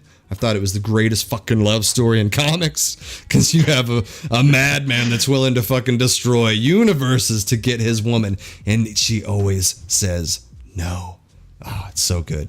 The comic storyline of Thanos is fantastic, but my point is they nailed him. They nailed him completely in the movie. Josh Brolin's voice matches up so well with it. The gauntlet itself, the stones, the fucking... just the grand scale amazingness of Infinity War. I didn't want to put it on here. I didn't. I'll say that. I did not want to put it on here. But I think it has to be on there for just the amount of times that I'll know that I'll continue to watch it in the future. So. Thanos is an immediately iconic villain already. Oh, I when I walked out of the theater, I thought, oh my god. That's the first big scale movie to ever pull off an Empire Strikes Back again. Because Empire Strikes Back ends with Vader winning and there's no hope. Now you have this entire generation of kids that just walked out and their villain... yeah, their villain is Thanos now. Thanos became a fucking household name overnight. I couldn't believe it. Like this character that I've been following since I was a kid, in love with, now is the fucking man. It's awesome. Just so awesome. It's a thrill to be alive. It's a thrill to be alive with all these fucking comic book movies. I'm just gonna say. All right, I'm done. Yeah, you know that I'm not a huge fan of superhero movies, but yeah, I mean, Infinity War is really, really good. It's just I can't help it. You know, it's because of the love for comic books and seeing the translation that just it's just so. And to me, comic book movies it's a new genre. Like you have sci-fi, you have fantasy, and you have comic book. Like you have to have comics in their own scale, and because there's so many of them now, and it's not going to stop.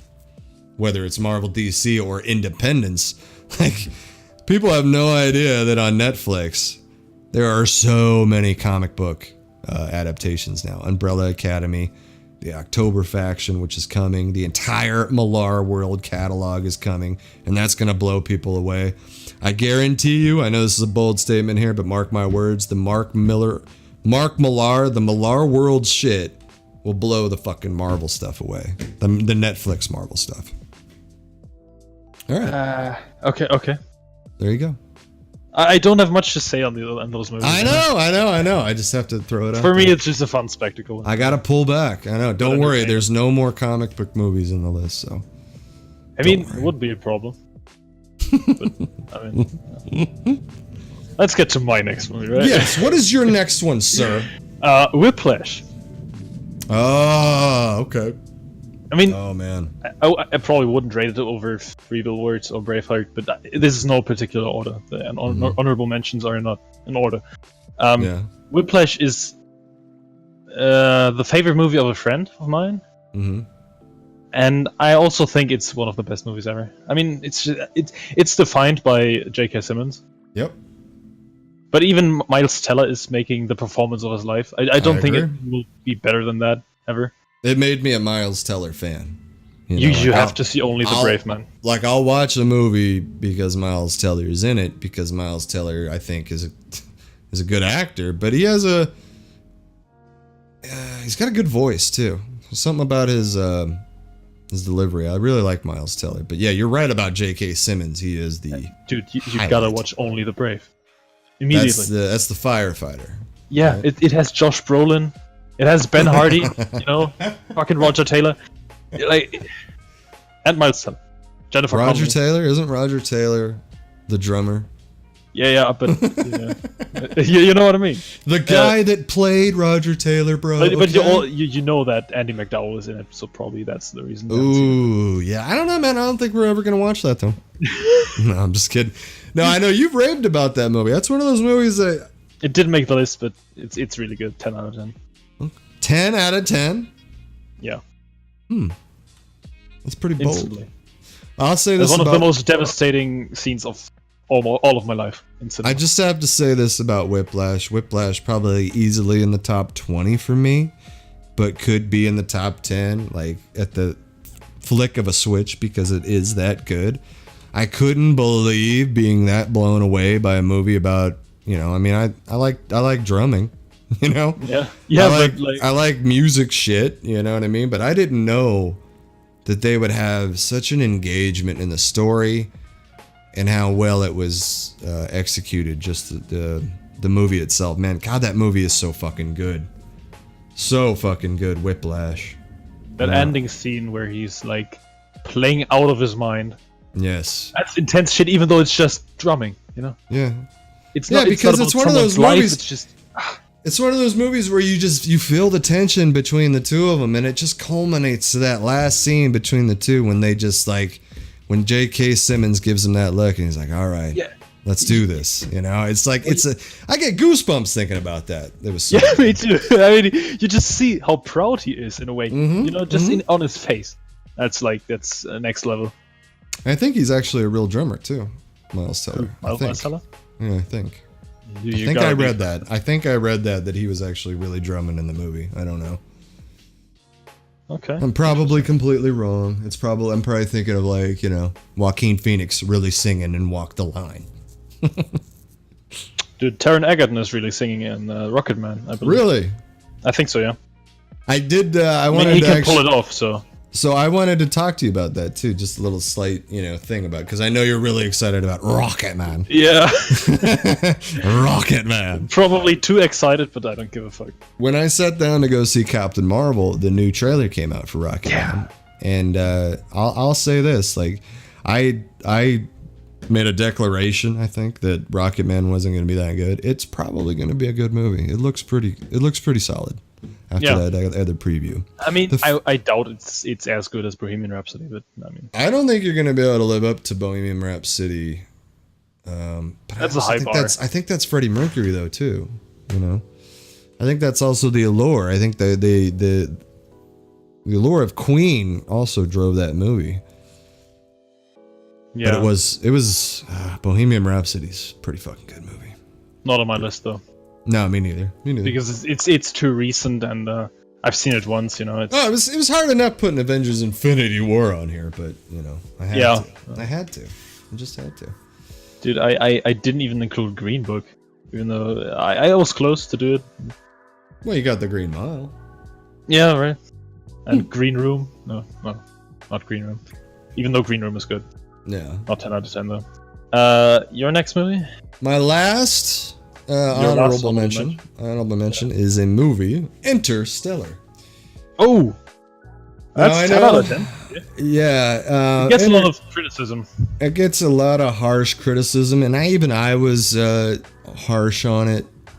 Particularly the ending. The first time I saw it, I loved the movie all the way through, but the ending I had to walk away from, think about it a little bit, that kind of thing. But my second viewing, man, sometimes a second viewing will blow you away. And I just, it was late at night. I was bored out of my mind.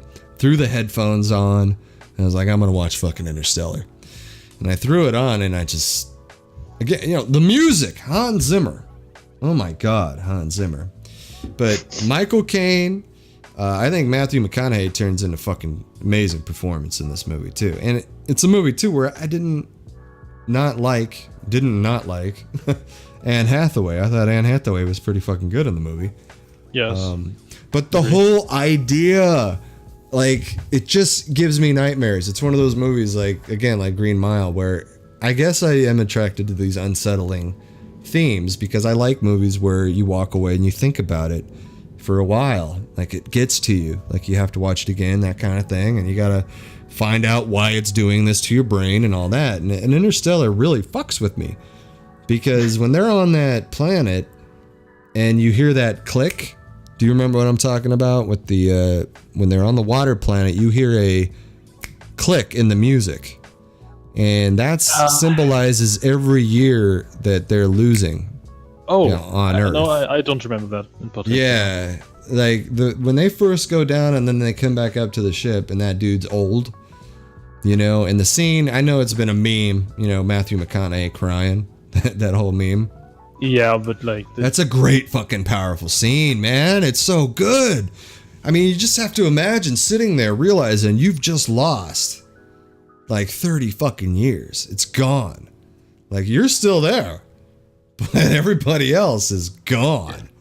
That's a sad thought, yeah. Now, also, the Matt Damon appearance, man. Yeah. Wasn't credited. That was a surprise. It was a good little sequence. It's one of those movies, again, I could say go longer because I would have even liked to explored more. But that could be argued as Nolan's masterpiece.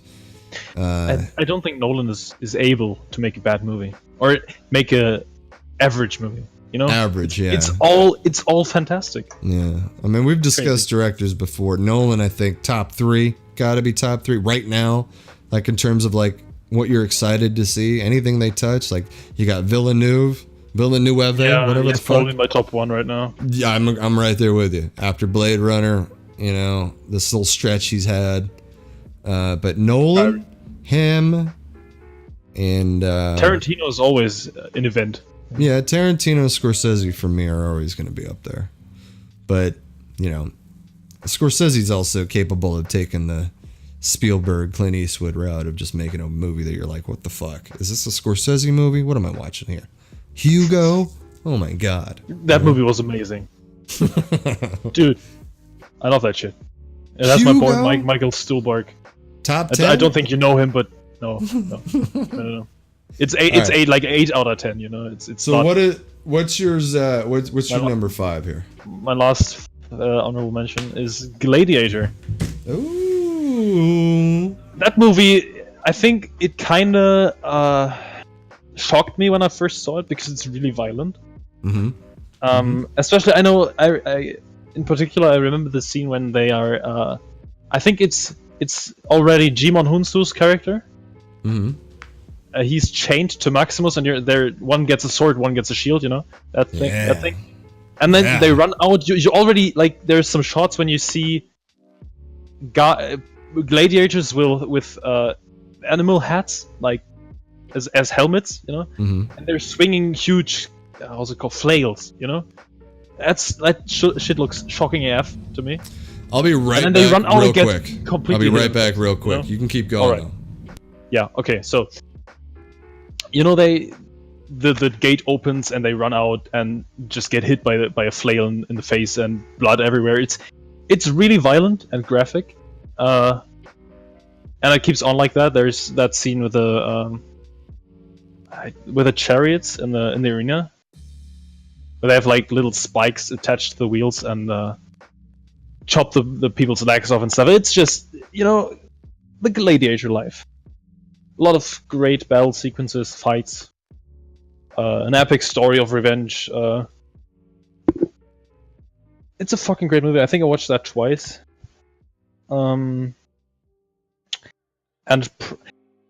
It's probably not Russell Crowe's best performance, because that must go to A Beautiful Mind. But it's definitely Joaquin Phoenix best performance ever. And I think Gladiators, like his performance as Commodus, Joaquin Phoenix, that makes me really that makes my hopes I have for the Joker movie really high, because he's so good at playing that maniac in a way, and I think he's a perfect cast for Joker. I just I hope it's just better than Jared Leto. Man, you did keep it going. Gotta appreciate that. I'm so sorry. I had to pee so fucking bad. I was sitting here dying. I couldn't even think about Gladiator. I was like, I can't. I think after this we can take a short break. Yeah, but I have to say, man, Gladiator. What were you saying? You were talking about Joaquin, right?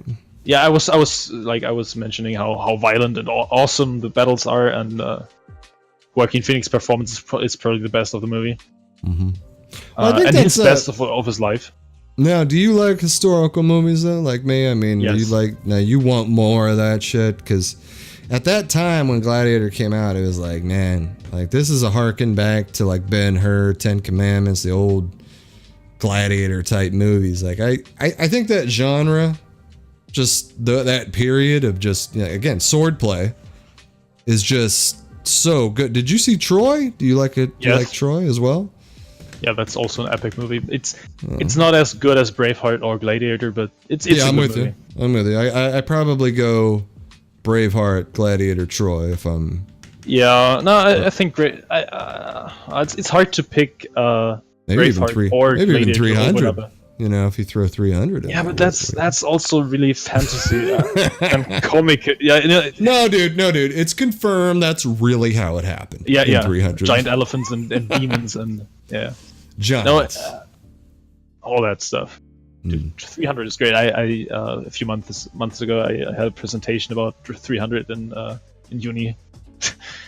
We were like supposed to make a presentation and about anything basically, and my partner and I we chose to make a presentation about 300 and how great it looks and stuff. It was fun. Okay. Yeah, I just want to say that. Yeah. Gladiator's Ridley Scott, isn't he? Yes. Yeah. He also made Kingdom of Heaven, which it doesn't reach. I'll tell you this though. Let me tell you something. Kingdom of Heaven director's cut, completely different. Completely. Yeah. I saw a video on YouTube about that. Yep. Always jump on a Ridley Scott director's cut if it's ever out, because it's always usually something very look at how many times Blade Runner, the first one, went through these treatments, because Blade Runner, I don't know which version you've seen, the original. The original Blade Runner. I'm actually not sure. The original Blade Runner in theater had Harrison Ford, dialogue, voiceover. A lot of people grew up with that Harrison Ford voiceover dialogue in the movie. But the final cut, all that stuff, eliminates all of it because it was never supposed to be used. I think I saw the version without the voiceover. Yeah, because they add so much to it, with the unicorn and all that shit, man. Fantastic movie. All right, you want to take a quick break then? Yeah, why not? All right. It's been almost 2 hours.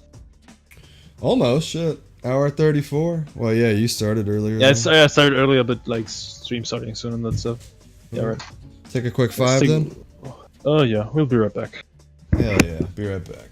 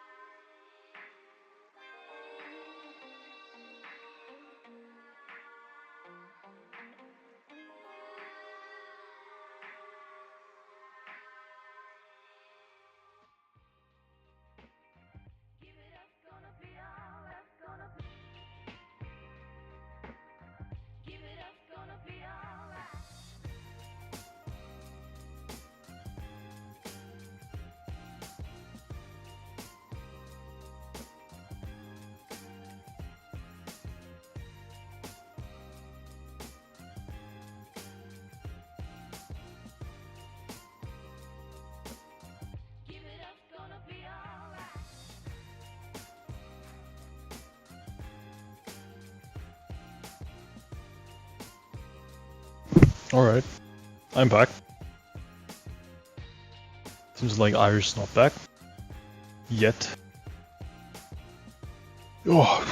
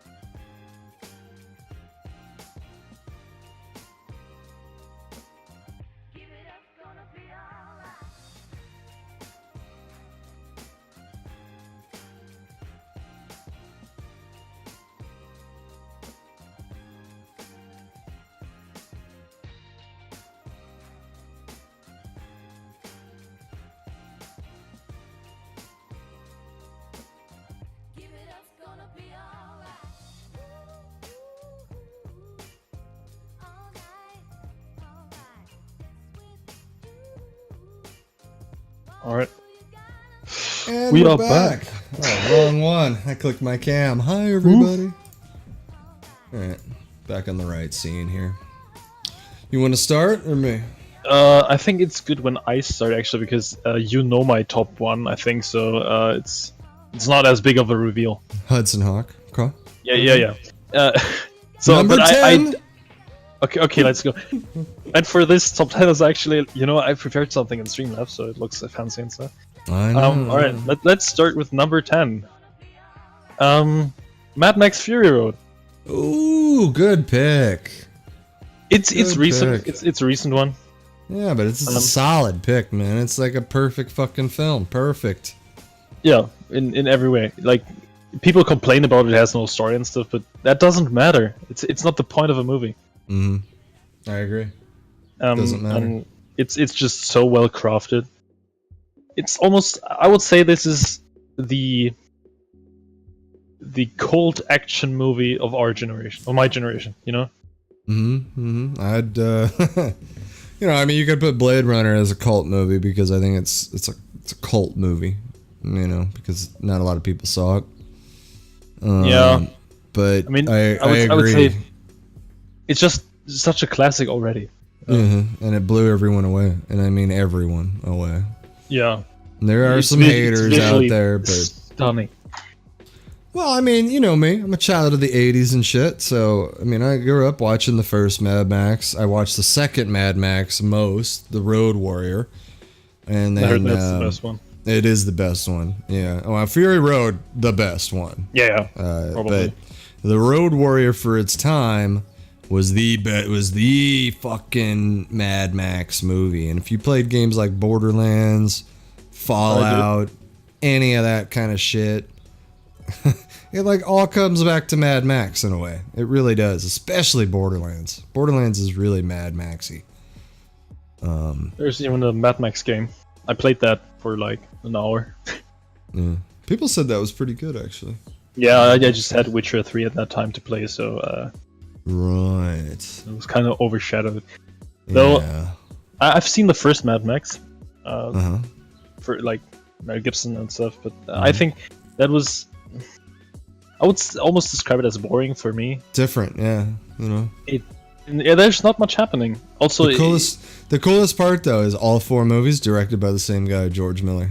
Amazing. true, and he It's made Happy amazing. Feet, and it's so strange. Yeah, it's very strange. Very strange, that director. But this is Mad Max Fury. This is his magnum opus. He was actually pegged at one time to do Justice League. So he was going to do a movie called Justice League Mortal. The cast was in place. Armie Hammer was going to play Batman. Oh shit. Yeah, that's interesting to think if that would have ever came to fruition, what kind of movie that would have been. A George Miller directed. I was sold when you said Armie Hammer. So. Wow. Armie Hammer's still in talks, though. I was reading a rumor about that he might regain that Batman role. Would be cool. But he might be too old, because I think they want to go younger Batman. I don't know. Yeah, that's so lame. It's really tough, though. It goes back to the disarray of Warner Brothers, and you have no idea what they want to do. He's too old. He's like 32. Is he 32? I think, yeah. Armie Hammer. He's really young. Yeah, he's 32. That's too old. That's actually a perfect... No, that's perfect right there. Yeah, I know. Would be perfect, but when they say it's too old... Does he have any humor, though? Does Armie Hammer have humor? Have you seen The Man from Uncle Man? Okay. Alright. I'll have to put that on my list. The Man from Uncle. That's one of my favorite comedies, yeah. I mean, it's a good... I mean, I wouldn't compare Guy Ritchie movies to other comedies. It's just different genre in a way. Well, the best Guy Ritchie movie still yet to come. Aladdin, coming soon. Can't wait. Right? Yeah, we don't talk about that here. about those movies. Woo! Aladdin, man, just can't wasn't there recently a new trailer? Oh yeah. I didn't even see that, and still I looks don't bad. intend to do. Still looks bad. Yep. And they sing. Yep. Yeah, I'm a fan of that.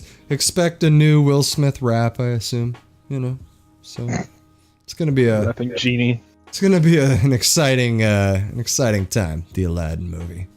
But yeah, The Man from Uncle, I should watch that because I like Henry Cavill. I'm a Henry Cavill guy. So they have great chemistry. Armie Hammer and Henry Cavill. Well, someone else that likes film told me to watch that. I actually wanted to see it in the theater when it came out. It's just I never really took the time to sit down and watch it. It's just one of those movies that I still need to watch. But what was the movie that was number 10? Wait, what? My brother said this is a story all about how. What does that mean? Oh, he's talking about Will Smith. This is a story all about how my life turned upside down. Oh. Yeah. Is that... Okay. Sit right here, I'll tell you how I became the Fresh Prince of Bel-Air. I've never seen that. That was before my time, Yeah. In West Philadelphia, born and raised, on the playground is where I spent most of my days. Chilling outside. I could do a whole podcast on Will Smith and how much I don't like him, Right. I mean, there's a lot of Mad Max. There's a lot of Will Smith, though, that I like. Bad Boys in particular. That's badass Will Smith. That's probably his best movie. No, Wild Wild West, man. After Earth. Yeah. We talk about those movies when we do worst movies all the time. Bright, best movie ever made. Oh, here's the funny thing about Bright. Check this out. You'll love this. My girlfriend's son said that Bright was better than all 3 Thor movies combined. All 3?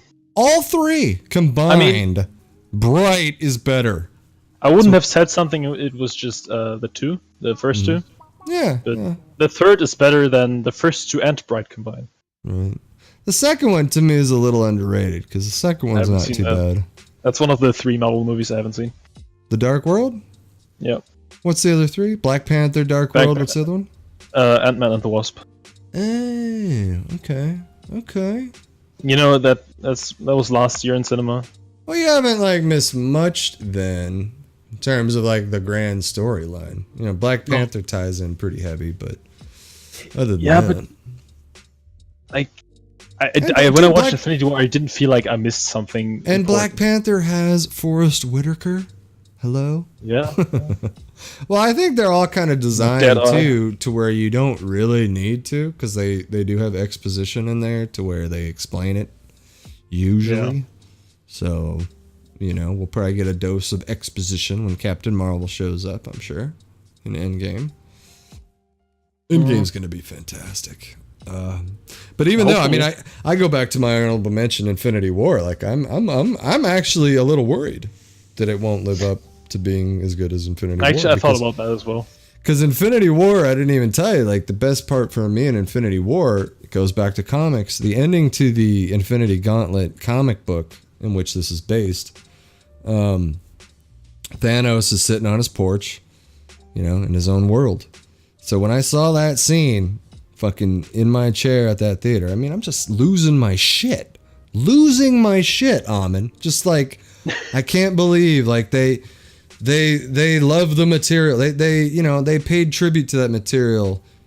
You know, they gave it what it needed to be. They understood that was important, you know, to show that scene of him just sitting there all alone. So I mean, okay, so we were talking about Mad Max. Yeah, Mad Max. Charlize Theron steals the show. Yeah, because Tom Hardy, it doesn't really say anything. Here's one thing about Mad Max that I could have used more of, and that's the main villain. I could have used a little bit. Joe. Yeah, I could have used a little bit more of him. I liked him. I liked their whole mother's milk really crazy fucking thing. You know, that was weird. I also think Nicholas Hoult was really good in that. I was just gonna say that, dude. Nicholas Hoult, man. What's his name in that movie? I don't remember his name, but Nicholas Hoult, underrated. Yeah, the favorite, man. Underrated, man. He's climbing up there, dude. Even his Beast is really good. Like, I don't like the X-Men movies that much, but his Beast, just like McAvoy's Professor X, just like Fassbender's Magneto, is very good. Nicholas Hoult, that casting is not too bad. It's the, you know, I could do a whole goddamn show for 3 hours about the Fox execution of X-Men, but dude, Days of Future Past was fucking amazing. No, it was okay. No, it was really good. I like it. It was okay. My uncle loves it. You know, he hates my whole theory crafting when it comes to the Fox X-Men movies. I know that I'm unpopular here, but it they really bug me. They really do. There's a lot of things there that just drive me crazy. And Logan too. I mean, everyone loves Logan, but man. Yeah. You read the goddamn Old Man Logan comic book that material is based on, and you realize, wow, now that's the movie I want to watch. God damn it, the real Old Man Logan. There's no Professor X. It's fucking a blind old Hawkeye with him going half the way. And there's also a Hulk, right? The Hulk killed his family.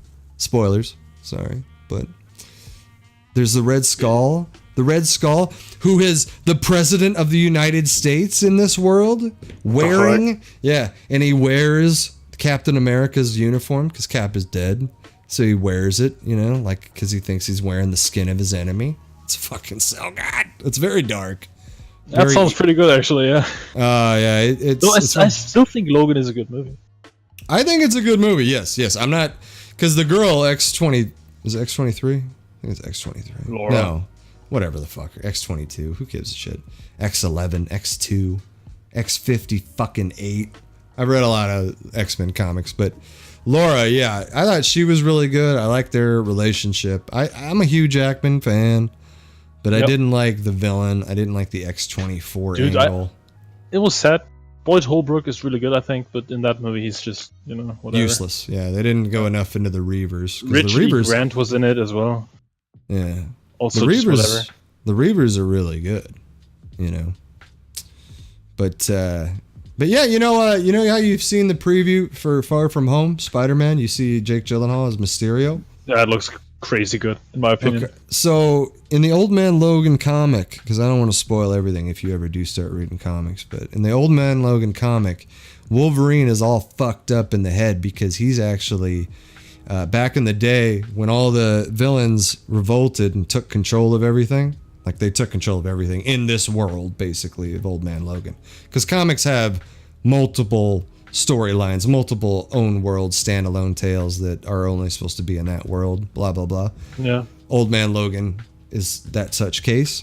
But Mysterio actually gets in his mind in this flashback sequence in the comic where they tells the tale of why Logan is all fucked up. He kills every single X-Men because he thinks the X-Men are the villains attacking.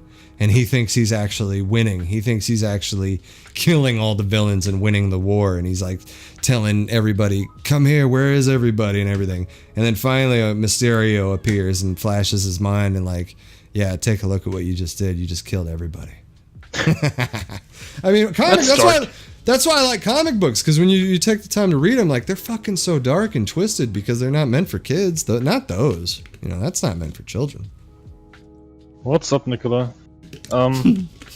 Yeah, so I think, back to the topic, maybe. You know, Fury Road. Yeah, yeah. Fury Road. Yeah. I think one of the best parts is that guy with the guitar. Little. I mean, overall, visually, I still, there's a black and white version of the movie. The chrome version, yeah. Yeah, I still need to see that because I think that would be like. I think that sounds cool, the chrome version, because there's not enough black and white movies in general. Yeah, for that movie, man. It would have been an interesting take. It's probably the best visually. One of my, I would say one of the best movies ever. Yeah. Oh, yeah. Visually, yeah. Yeah, like the colors are amazing. That scene in the desert and the sandstorm, that's just, you know, that thunder strike and stuff. That's crazy. You're talking about a movie too that is just from start to finish. Start to finish, beautiful, high octane, fucking in your face thrill ride of a movie. And yeah, you know, probably be on my list somewhere in there, you know, now that I think about it, because I've seen it twice. But man, it's not right now. Oh, Josh Client showed up. Justice League was fucking boring. Changed my mind. Josh, there's not really much of a case I can make against that statement, my friend. Dude, I don't even want to change your mind on that. All I can say is that if they would have left Zack Snyder alone to show his vision of Justice League, then it probably would have been good. Instead, Warner Brothers meddled with it. They brought in Joss Whedon and completely changed the movie. So, I think the original Justice League probably would have been a lot better. Because I'm a Zack Snyder guy. I know a lot of people don't like Zack Snyder, but I think Zack Snyder's... He proved himself for me. Dawn of the Dead was really good. He's visually, you know, striking. His dialogue is not very good. His dialogue needs work. Visually, it's not that pleasing for me in particular. I think some stuff is... I'm a huge fan of the look of Man of Steel. Yeah, you told me you didn't like the washed out colors. Yeah, it just looks strange. For 300, it fits perfectly. Mm-hmm. Also, Dawn of the Dead doesn't really have that.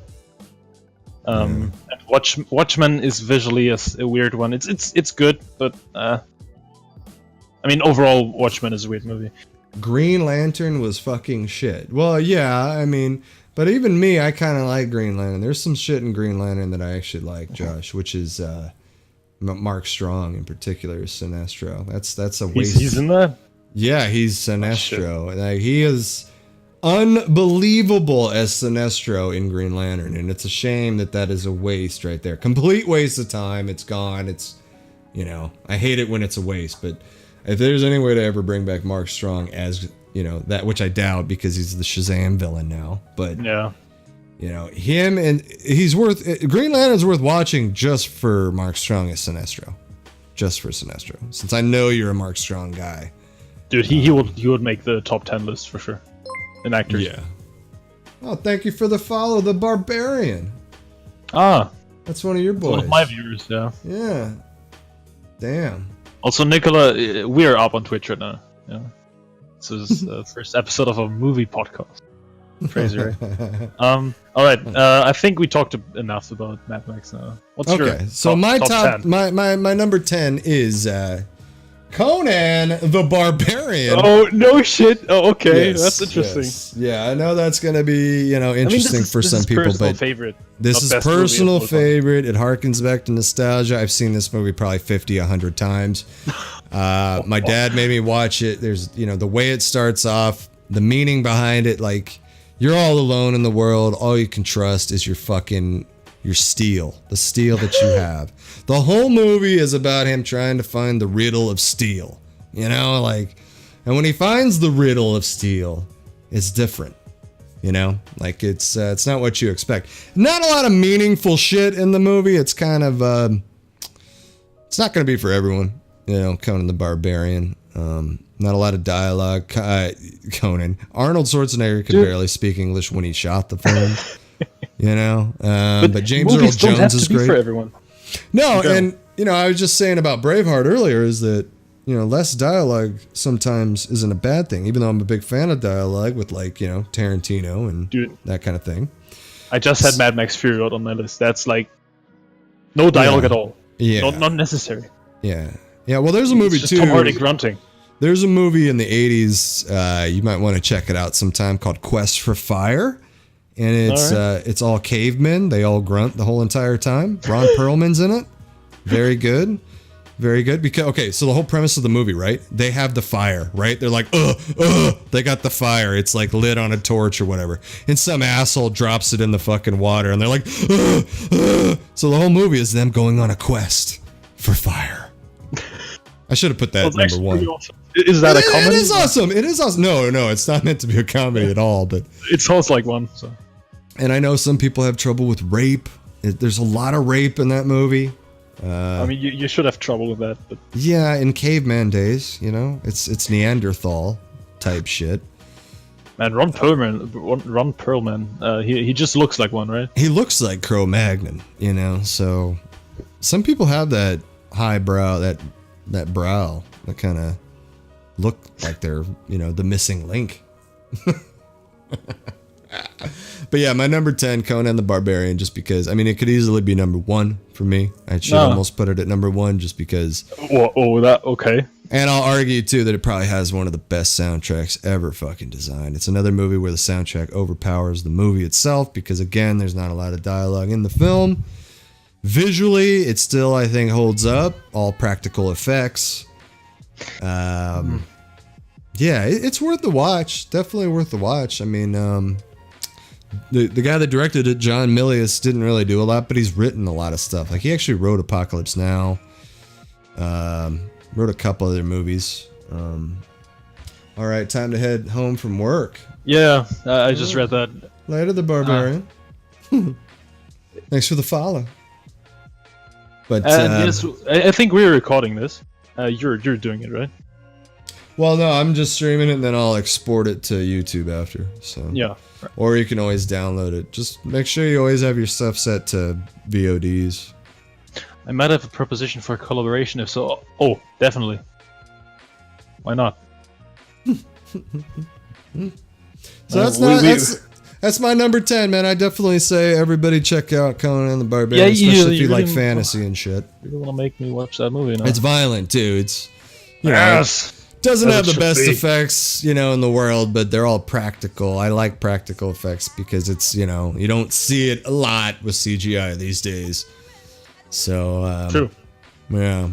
Take a watch, man. Take a watch at Arnie in his, because that's before the Terminator. So, I'm currently in that phase where I watch a lot of Arnold Schwarzenegger movies. So, yep. Why not? Yep. I'm not sure. I don't think it's on Netflix, and I gotta see if it's on Prime. And yeah, I know it pops up from time to time. It's one of those movies that streams. It's not one that's like hard to find. Yeah, I think it was on Prime once, and I started for like 5 minutes, but that's years ago. I had that shit on VHS, and I held it dearly for years. All right, have a good one. My Peace. brother has internet troubles. Oh. That's sad. Okay, next movie for me. Yeah, number 9. What's your number 9? Number 9. It is a Christopher Nolan movie, and it's The Prestige. Ooh, okay, all right. I watched that quite recent. And this movie is just brilliant. Yes. I don't even know what to say about this. What do you think? Now, do we spoil since we've both seen it? It's a hard question. Probably we shouldn't do that. Or is your interpretation that he had a brother, or that he copied himself?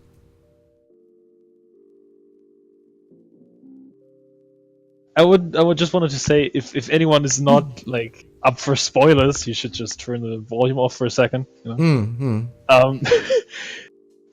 Oh, I actually they won't know what the hell I'm talking about from that. I'm very vague. There was room for interpretation, actually. Yeah. So But- you think there's like the possibility that he doesn't have a brother, Christian Bale? Yes, I'm saying that he copied first, and he only had one copy That's really interesting. Actually, because he visited Tesla beforehand. From yeah, my you know, understanding. that's one of those movies. It's really cool that you can make Dissect a theory it. about that. You know, Mhm, because mhm. it's not confirmed. That's why I love Christopher fucking Nolan, because he's done Almost all of his movies make you think. almost all of them. Yeah, even the Batman movies. There's room to theorize and We'll fuck come around to with that. shit. Okay, Hold up. all right. Spoiler. Yeah, you know my list. I think. I think I do. There's a couple that I definitely know for sure are going to be on there. Yeah, I mean, The Prestige, Hugh Jackman's best movie. I don't think it's his best role though. I think that is in Prisoners.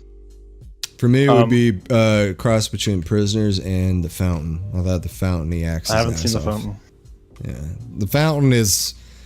Ooh, it's a weird movie, man. I've seen The Founder. The Founder, yeah. That's not on my list, but it's a fantastic movie. Shout out to San Bernardino. Yeah. All right. It's on Netflix right now in Germany, so watch it now. After the podcast. It is actually here in the U.S. too. The Founder. That was just like I love biographical movies. Right, So- and it was fun too. It was a fun Yeah. movie, man. The Founder. Even though you're watching an asshole. exactly, He's playing an asshole. Yeah, but that's a whole thing too. Don't you just love a good asshole in movies? Like Wolf of Yeah, Wall sure. Street. He's an asshole, wouldn't you say? I mean, he's not. He's a total asshole, yeah. Yeah. Well, he becomes an asshole. I mean, he's kind of just a dick. I mean, know, you've think just there's- seen The Favorite. No one in that movie is sympathetic, actually. Yeah, it really comes No, out fuck. that way, because it Or- starts no. off where you're trying to be sympathetic to Emma Stone, like Yeah, it kind but of is it leading that way, shifts. but then you realize, yeah, she's just like the other two, But Sometimes- that's another thing we didn't touch on. The three acting performances on that was that was great and well deserved Oscar to Olivia. So. Yeah, but it's a scandal that from 10 nominations, it only got 1. Mm. I think cinematography was, I mean, not by far, but it was better than Roma. Yeah. That was one of the most. I can't really impressive comment camera- because I haven't seen Roma yet, but I'm probably I know I probably might agree with you because it comes down to an interest level too. Like, am I interested in this Yeah, story? Nah, let's not talk about Roma. Right. We're talking about good movies here. Good Um, movies, yeah. Okay, so yeah, Prestige. That's it. I mean, That's your number 9. Christian Bale is always good. Yeah, It's not Christian his best Bale. performance, but he's never bad. He continues to blow me away in movies because I recently, that's something we didn't touch on. I recently did watch The Fighter. I don't know if you've seen that with Mark No, Wahlberg. I haven't. Yeah, But he got the that- Oscar for it. Yeah, that I was really surprised. That's directed David O. Russell by one of my favorite movies, Silver Linings Playbook. Yeah, 10 so- out of 10. Yeah, I actually thought it was going to be like this depressing movie, but that David O. Russell flavor of having comedy and drama just married together so well. And Christian Bale, even in the dark moments, there's still moments of like this humor that you can't deny and kind of laugh and enjoy. But Christian Bale, man, well-deserved Oscar for that fucking movie, man. I'm glad that I took the time to watch it. Because even Mark Wahlberg, again, one of those weird things where Mark Wahlberg's, I don't think, a great actor, but he has these No, not moments really. where he's really fucking good, like The Departed, Pain and Gain. Oh yeah. He's been good in movies before, and he was really, really good in The Fighter. I like Lone Survivor and Patriots Day. Oh, and just have to say, you got to watch it too for Amy Adams. Pretty sexy in this movie because yeah. she's like, a sassy Irish kind of gal. I mean, there's nothing wrong with a feisty Irish gal. All right, let's move on. Moving next on, my number 9 is gonna be Schindler's List. Oh yeah. Yeah. I mean, what can I say? Yeah. Yeah, it just goes back to favorites and stuff like that. I mean, you can argue best and stuff like that, but again, I really have always been a fan of the black and white. This movie came out at a time when I really wasn't interested in the Holocaust. I didn't really care to learn too much about the Holocaust. It was my grandmother who pushed me to go see this movie at the theater. She was so excited to see this movie. I was just like a young teenager, just like, I don't want to watch it. It's a long movie, blah, blah, blah. But I went there, I saw it, and I was blown away. And I'm still kind of blown away when I watch it, because I watch this movie every 2 years. I've seen it a lot. Schindler's List. I've seen it once. The Ray Fiennes performance is what tops it. And even Ben Kingsley's performance in it, and I don't really like Ben Kingsley that much. He's okay. But Ray Fiennes, you know, I think tough to top as that. To me, Ray Fiennes was the premier Nazi officer in film until Christoph Waltz came along and blew everybody away in Inglourious Bastards. You know, like Christoph Waltz, just unbelievable in that movie. Unbelievable. Yeah, Amon Good, which is the name of Ralph Fiennes. You know? Just because his name is Amon, you know. Amon, never mind. yeah. You know, that is definitely a strong pick for best villains ever. Yeah. He's just so hateable, you know. Very hateable and just completely relentless. Like they have this moment in the wine cellar with the Jewish girl, and he's like, maybe I could love you, you know. And then he gets like real close to her, and he's like, nah, I don't think so. You know, he's just and like he's good for a while, and then all of a sudden he just starts blowing everybody away again. Like the dude is just completely. Yeah, like you could make the case for one of the just vicious villains, and even right. Spoilers, but if you haven't seen Schindler's List, I don't know what to tell you. You know, yeah, the ending. Yeah, the ending when they kick that right before they kick the stool. You know, he's like Heil Hitler. You know, just like Jesus, man. Yeah, fucking. The word for me would be just relentless. Like you just can't stop a fucking beast like that. And the most shocking thing is that that person actually existed. Yeah, you know. Mm-hmm. And the movie just gives to me because it came at a time when I was young and I needed a perspective of life in a way. And the movie really represents life to me. And, you know, because it is based on a true story. I know it's been dramatized and all that. But yeah, the very ending sequence when it shows the real people and shit, like I'm an emotional guy. It still gets to me when I see those real people at the end because it's fucked. It's pretty, you know, because it just puts it in perspective of like, I just watched this story, here they are. And then the very ending shot, Liam Neeson's all by himself, which, you know, there you go. Yeah, for me, I think the most emotional scene is when he's about to leave and they make him this ring and he drops it. Dude. Yeah, yeah. That is some... Also, you know, the soundtrack in that movie is so fucking good. Mm-hmm. And everyone knows it. Mm-hmm. John Williams, man. Yep. John Williams, and the very ending scene that I was just talking about when they show the real Jewish people, and they're singing that song "Jerusalem of Gold" really gets to me because I just like that, and I'm not Jewish.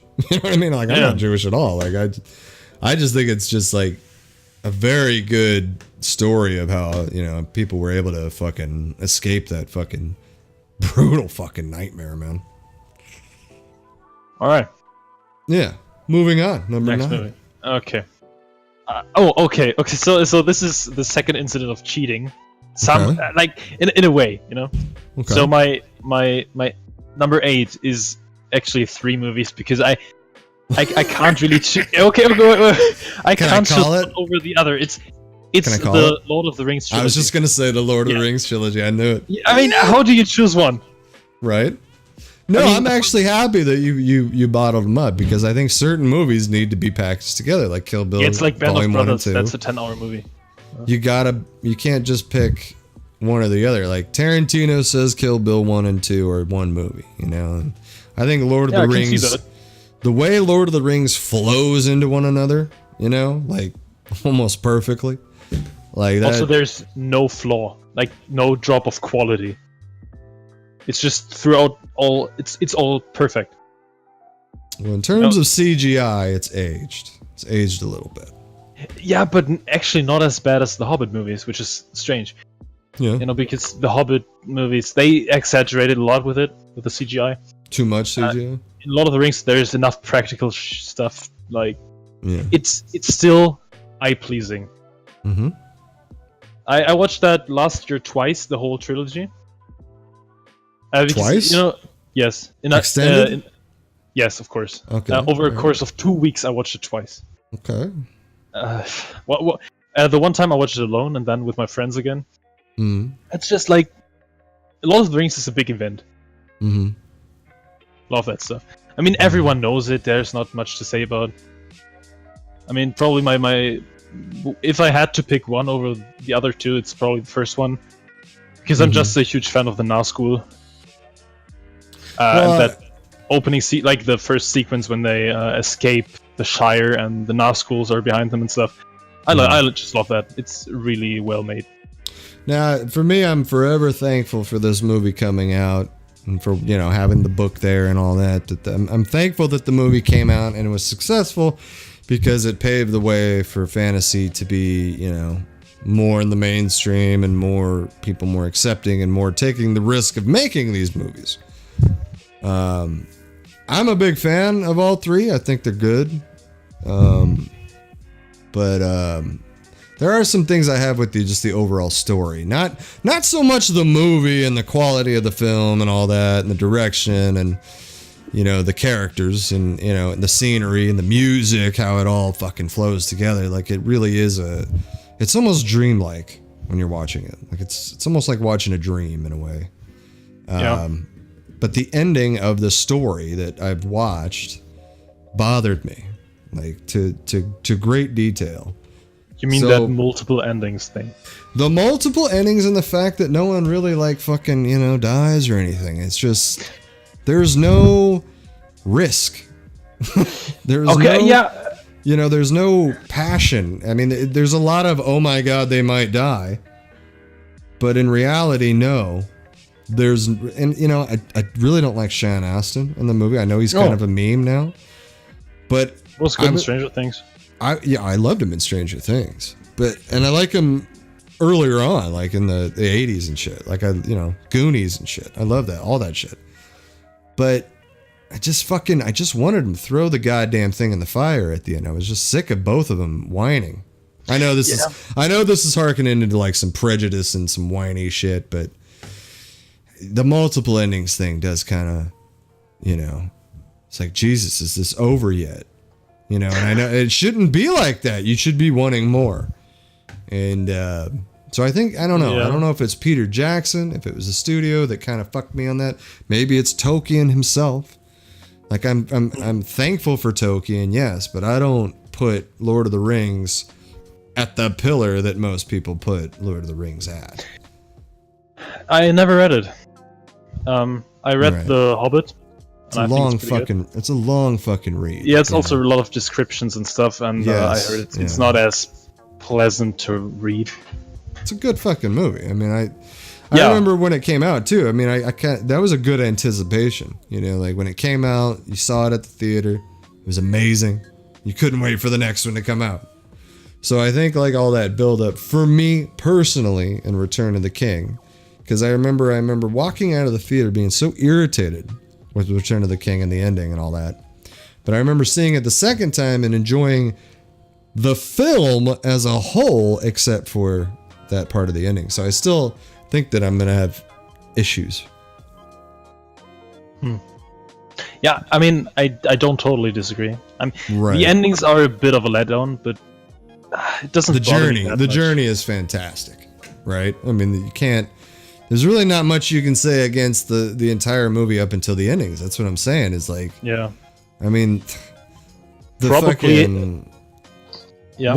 they called? What are the Shadow Riders called? I forgot what they're. The Nazgul. The Nazgul. Yeah, dude. Amazing. The Witch King is like one of my favorite side villains of all time. And what's his name? Guy with the Iron Crown. Vigo's great, but there's a lot of side actors that are great in that too. Like best performance by Orlando Bloom ever. Lee Pace is good in that too. No, he's not in that. I thought he was in that. Oh, he's the Hobbit. He plays the Elven King in the Hobbit movies. Yeah, see, the Hobbit's and better. He's really good in those movies, but the movies suck. So the Hobbit is better. No, I like the Elven King. He's pretty cool, but right. Yeah. Are you sure he wasn't in Lord of the Rings? Yes. I think he's in Lord of the Rings. Yes, I'm sure. We might have to go Also, back to that. you know, probably the best part is Gollum. Because Yeah. he's a CG character that he's- blends in so well. And it does it's make still- you feel it's still too. holds up. It's like one of the first CG characters that was like, man, this is kind of real here. You know, like It's all about Andy Serkis. Yeah, it's the guy, Andy Serkis, man. I mean, a master of voice, but also a very good actor too. A Very master good of motion capturing, and Motion. I hope he's getting like the honorary award at the Oscars someday for achievements in motion capture stuff, because he's like always the man for that. Yeah. Even his movie, he directed Mowgli, which wasn't that good, but still he played Baloo Bear. Really? That was decent, but the movie overall is a bit strange. Huh. Well, I mean, I like Jungle Book, but I never watched Mowgli, so. No. I'm like you. I'm not really much for the live action versions of the Disney stuff. I don't see the point.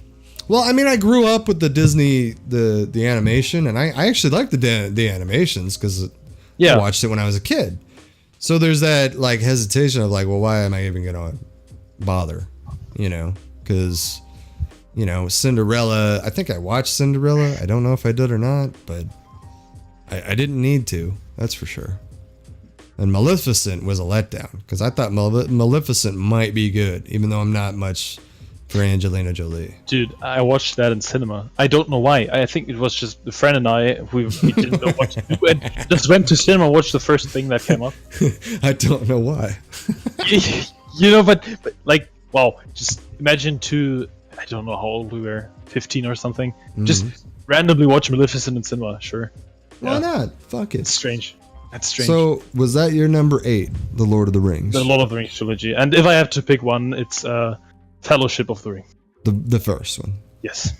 Yeah, there's a lot to the Two Towers I really like. Often people say it's the weak one, but don't think so. Return of the King has some amazing battles in it. Though, but the Battle of Helm's Deep in the second one is probably the best battle ever put to cinema. Okay. It's so well made. Holy shit. The first one, though, I'm gonna totally agree with you though, because it just has that whole starting feel of them getting together and having to, you know, like I mean, I remember just sitting in the theater like when they're all together and they have to go on the journey, like just being amped up because it was gonna be you knew this was gonna be a good tale. Just the opening itself, when it opens with that big battle at Mount Doom and Sauron is coming and stuff, that's just perfect, you know. Mm-hmm. Already sold. It's really strange too because it's a story that really doesn't have anything that you yourself can identify with. I think maybe that's the thing I struggle with this story. Because I mean, friendship sometimes, you know. Yeah, but it's like I could really give a fuck about hobbits. I mean, I don't. Who really cares about hobbits, people? I mean, I'm sorry. You know, like that. I like Frodo. I like. Okay, I think we should move on. We just. Do you think? Because it's just gonna get too prejudiced. I think we're at number 8 right now. All right, I'm gonna go to my number 8 then, which is you're not gonna like this. Inception. Oh yeah, number 8. No, I can totally see that. It's just I acknowledge that it's a good movie. It's just not my kind of movie in a way, you know. Even though I it's totally see how movie. brilliant it is, but even though it's a Nolan movie. Yeah, but something about it, like the tone of it, makes it feel. I don't know. It's strange. I don't really know how to say it. Even though, like, no wait. And you've Especially, seen it once? I watched it a long time ago. Yes, Once? I watched it once. Yes. Okay. Well, maybe that deserves a second viewing. You know, Inception, I would say for sure. Same alongside Memento and because I gotta say I walked out of Inception, and this is a true story. When I walked out of Inception in 2009 and I saw that at the theater, I walked out of there and I told my partner at the time, I said, that is the most brilliant fucking movie I've ever seen in my fucking life. It's brilliant. Like, I could not believe what they put together with that movie because I didn't expect it to be, because even the whole scene when they're, you know, falling down into water and it takes like, you know, 45 minutes for that to happen and shit.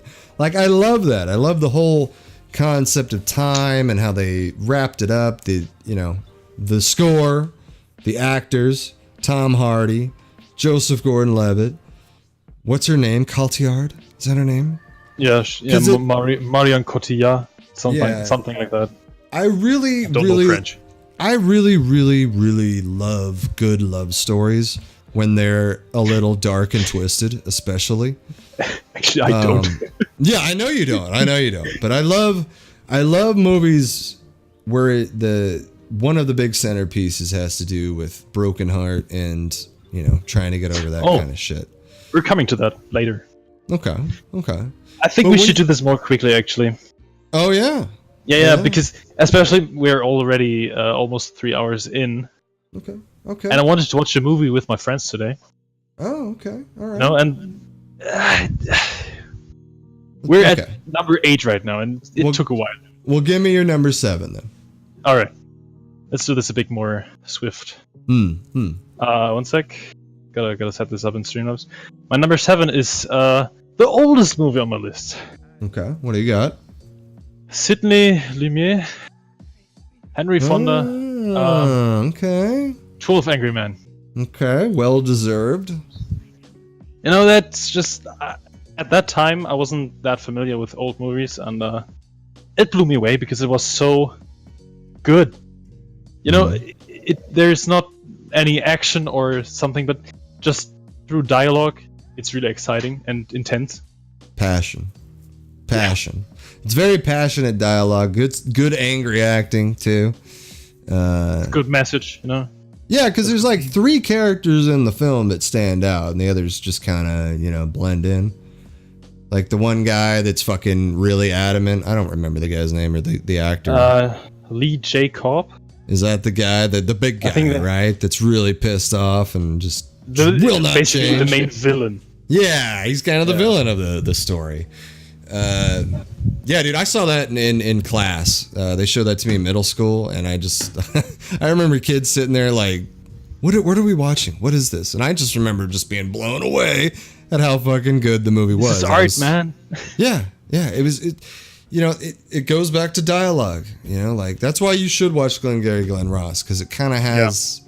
It's not 12 Angry Men. I'm not going to say that, but it definitely has that dialogue only play type feel to it. Oh, I also heard the remake was actually kind of good. It's Jack Lemmon. There you go. Yeah. Jack Lemmon plays Isn't the Henry Fonda. 97 or something? I think so. I think it was like on Showtime at the time. Pretty sure it was like one of those movies. My number 7? Yeah. Okay, all right. Blade Runner 2049. So that makes my number 7. Oh. Recent movie, but it deserves to be on there. Yeah, because we talked about Villeneuve a lot. Yeah, we've talked about Blade Runner 2049 quite a bit off stream and during stream. There's really not much we can say how great it is other than just sit your asses down and watch Blade Runner, because I can't pick a flaw in the movie other than there's not going to be another one. That's the flaw right there. Also, that's the only flaw I can think of that movie. And I'll say this about Blade Runner 2049. It's at number 7 now. It'll probably continue to climb as time goes on. That's to number 1. Yeah, possibly. You never know. Yeah, sure. I just want to say one thing, and it's probably...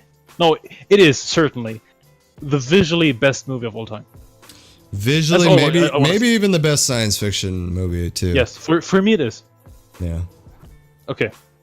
See, it beat out Inception. I figured you'd be happy about that. Yeah, I am. Back to back right there. All right. Now my number 7. No, 6. Number 6. Also recent. One of the movies I watched a lot, like over and over again. Hacksaw Ridge. Okay. Also visually really good. Yeah. I've never seen more gruesome war scenes, I think, because it's just so graphic. Now, did you see people get shot in the face multiple times and stuff? It's crazy. And did you see Private Ryan beforehand? Yes, I did. And Private Ryan didn't have the same effect on me like as Hacksaw Ridge had. I mean, the first 10 minutes of Private Ryan is pretty brutal, but other than that, yeah. Yeah. I think Private Ryan is a good movie, but it has some flaws. In the middle, it's quite long in a way. Kind of I think drawn out in the middle when they're it's walking around that and time shit. when they are in the church or something. Mm-hmm. And it gets a bit boring, almost. Little Hacksaw Ridge drawn is out just- right there. That awesome, that story about that awesome man, Mhm. which is almost like that story is so crazy it's almost hard to believe. I think the difference of Hacksaw Ridge to compared to like Private Ryan would be the pace. Just the pace of it, just the flow of the movie. Because you're right about Private Ryan. There's that slow point where it just kind of stops for a bit. Yeah, Hacksaw is compact and just it never gets boring. Even though in that movie I was totally on board with the love story, Okay. which is rare. All right. Don't like Andrew Garfield. Just gonna throw that out there. But he I think Hugo Weaving stole the show. he worked for the movie though. You know, like I honestly thought from the preview, this is true story. When I saw the preview, it took me a while to even watch it. Honestly, like when I saw the preview to that movie, I was like, I don't even want to watch it. I don't like Andrew Garfield, and I could give a fuck about a guy that doesn't want to pick up a weapon. I know that sounds controversial, but Yeah, you know, I think there's Yeah, a time when see. you're probably gonna have to pick up a weapon. You know, but anyway, he did in one scene. the movie was To pull his charge at his charge. the movie was surprisingly good. I've seen it once, so I'd probably like to see that again. I've seen it like 7 times. Jesus. I watched it That's- with everyone I know. That's a basically. lot too for you, you know. Yeah, I know, but I shouldn't find this fun, but this movie is really fun to watch. I don't think it's. I don't think it. You know. I agree with you though. Like sometimes even a tragic movie is still fun to watch, right? I mean, it's visually entertaining. And, you know. All right, what do you have? Number 6 is The Prestige. So there you go. okay. Yeah, made it a little higher than your list, but that's you've heard Christopher Nolan's honorable mention. I already had him for Interstellar. I've already said Inception, and then which I think is his best film, The Prestige, at number 6. More people need to watch The Prestige. Yeah, It's truly. I mean, we don't even really need to talk about it. It's one of those moments where I know we can skip ahead, but it's really one of the best movies ever made, and you should take the time. funny thing, I actually forgot what number 6 for me is. So let's see. Let's Let's reveal. just say number 6. No, I was. Oh, yes, I did. Number 5. I mean, okay. Yeah. I don't know what number 5 is. Okay. My favorite comedy movie of all time, which is Snatch. All right. It's a good Guy pick. Ritchie's masterpiece. Yeah. Yeah. I that's also a movie I watched several times. Brad Pitt's role is just crazy, incredible. Mhm. Jason Statham's best movie. The Jason Statham coming out party in a way. I mean, he was in Lock, Stock. Yeah. I feel like not a lot of people saw Lock, Stock at the time because I that's saw true. Lock, Stock, of course. I mean, I know I sound like a pretentious asshole most of the time, but it's true. There's a lot of movies that I saw that not a lot of people did at the time. They've seen them since. I know that, but when Snatch came out, people were hyped because Brad Pitt was in it. So there was a draw. People wanted to see Snatch. And when people saw Snatch, they of course went and watched Lock, Stock afterwards. But I like Lock, Stock a little more, probably because I've seen it first. And I like the story a little bit more, I think, in that movie. And I like the whole Big Chris, Little Chris. I love that Big Chris, Little Chris storyline. That's Bullet Tooth Tony. Yes, yeah. Vinny Bullet Jones. Tooth Tony. Okay, Yeah. He'll always be Big Chris for me. For me, it's Bullet Tooth Tony because I saw Snatch first. Right. Yeah. Oh, okay. Just an hilarious movie. Just watch it right now. So, that's your favorite Guy Ritchie movie until Aladdin comes out. Confirmed. Yeah. Sure. I think Revolver is number 2. No, not Revolver. What am I talking about? Rock and Roller. Rock and Roller is pretty good. Didn't you say Revolver was good or not? I haven't seen that. Me neither. Maybe we should do a Revolver review show. Yeah. But nobody cares about that movie, I think. Hey, who gives a shit? It's content. Right. It's content, my friend. All right. Your next movie. Look, here's the point: is you're gonna find like one dude out there. It's like, oh my god, these guys are great. They get it. He'll download everything. That's the beauty of it. Number five, True Romance. It's another nostalgia fucking pick for me. Saw it in the theater with my grandma. She went to see it with me. She couldn't believe how fucking violent this movie was and how filthy the language was. Of course, it's written by Tarantino. But God, there's some great lines in that, man. With Samuel L. Jackson, small role in that. When the one guy's like, "You eat pussy?" He's like, "Motherfucker, I eat pussy, I eat the butt, I eat every motherfucking thing." Like, just fantastic. I can't remember that sounds like Samuel, yeah. Oh, I love it. There's so many scenes in that movie. The scene with Dennis Hopper and Christopher Walken yes, totally. is so good between those two. I can't remember that, yeah. And, of course, my favorite Gary Oldman performance of all time in that is Drexel the Pimp. So, yeah. I can also remember a fun scene with... What's his name? The brother of Sean Penn, Chris Penn. Chris Penn, yeah. And Tom Sizemore, Yeah. and something about an elevator, but I can't remember it in particular. Oh, the underrated performance in that is Bronson Pinchot. You know, that guy. He's the guy, Elliot. He's the guy that's setting up the meeting with the drugs, and he gets the coke on his face. They take him to the... You kind of remember his face, maybe? Bronson Pinchot. It's been a while. Been a while. Yeah. Deserves to be watched 50 times, in my opinion. Okay, so. I've seen it once. So, yeah. Okay, my next movie? Number 4? Yeah, my number 4 is also number 4 on IMDb of all time. Oh, okay, alright. And it's The Dark Knight. Okay. Yeah, I mean, we talked about Nolan enough, I think. Mm-hmm. But that movie, Heath Ledger's performance is a big part. Yeah. I always thought it is overrated and overhyped, but it is really that good, I just can't help it. Also, probably the best ending to a superhero movie ever. Right. And nothing else to say. I love Aaron Eckhart. I love Christian Bale. I love Gary Oldman, Michael Caine, Morgan Freeman. I love them all. Maggie Gyllenhaal is a flaw. It is, yeah. Maggie Gyllenhaal is a flaw. I think the voice is a little overbearing from Bale at times. No. Yes, it's a little. It's just a little. Yeah. There's a little extreme moments in there, but I kind of like Batman Begins more. I know it's unpopular, but dude, I love Cillian Murphy. I like all three though. It's kind of one of those things that I'd make the case that they're all three. But I know a lot of shit to Dark Knight Rises. But yeah, I know they do, and I really like The Dark Knight Rises. But The Dark Knight, I understand why it was special. I would make the argument, would it be as special if Heath Ledger didn't die? And I would say, maybe not. Yes. Maybe not. I think it's still an outstanding performance. It opens up the door, though, that if he didn't die, we probably would have saw him again, too. Because he doesn't die in the movie, No Bane memes. I was born in it, I actually like Bane. He was great. Yeah, me too. That scene when he beats the fucking shit out of him, it's fucking great. When he's breaking his back on his knee, man. One thing we'll take away from this list, we do like some Christopher Nolan. Yeah, that's true. I mean, who doesn't? No doubt. There's no way you there's at least always one movie you can like. I think everyone has. It's all Hans. It's all Hans Zimmer, dude. I'm telling you, it's all the music. Dude, the Batman score is amazing.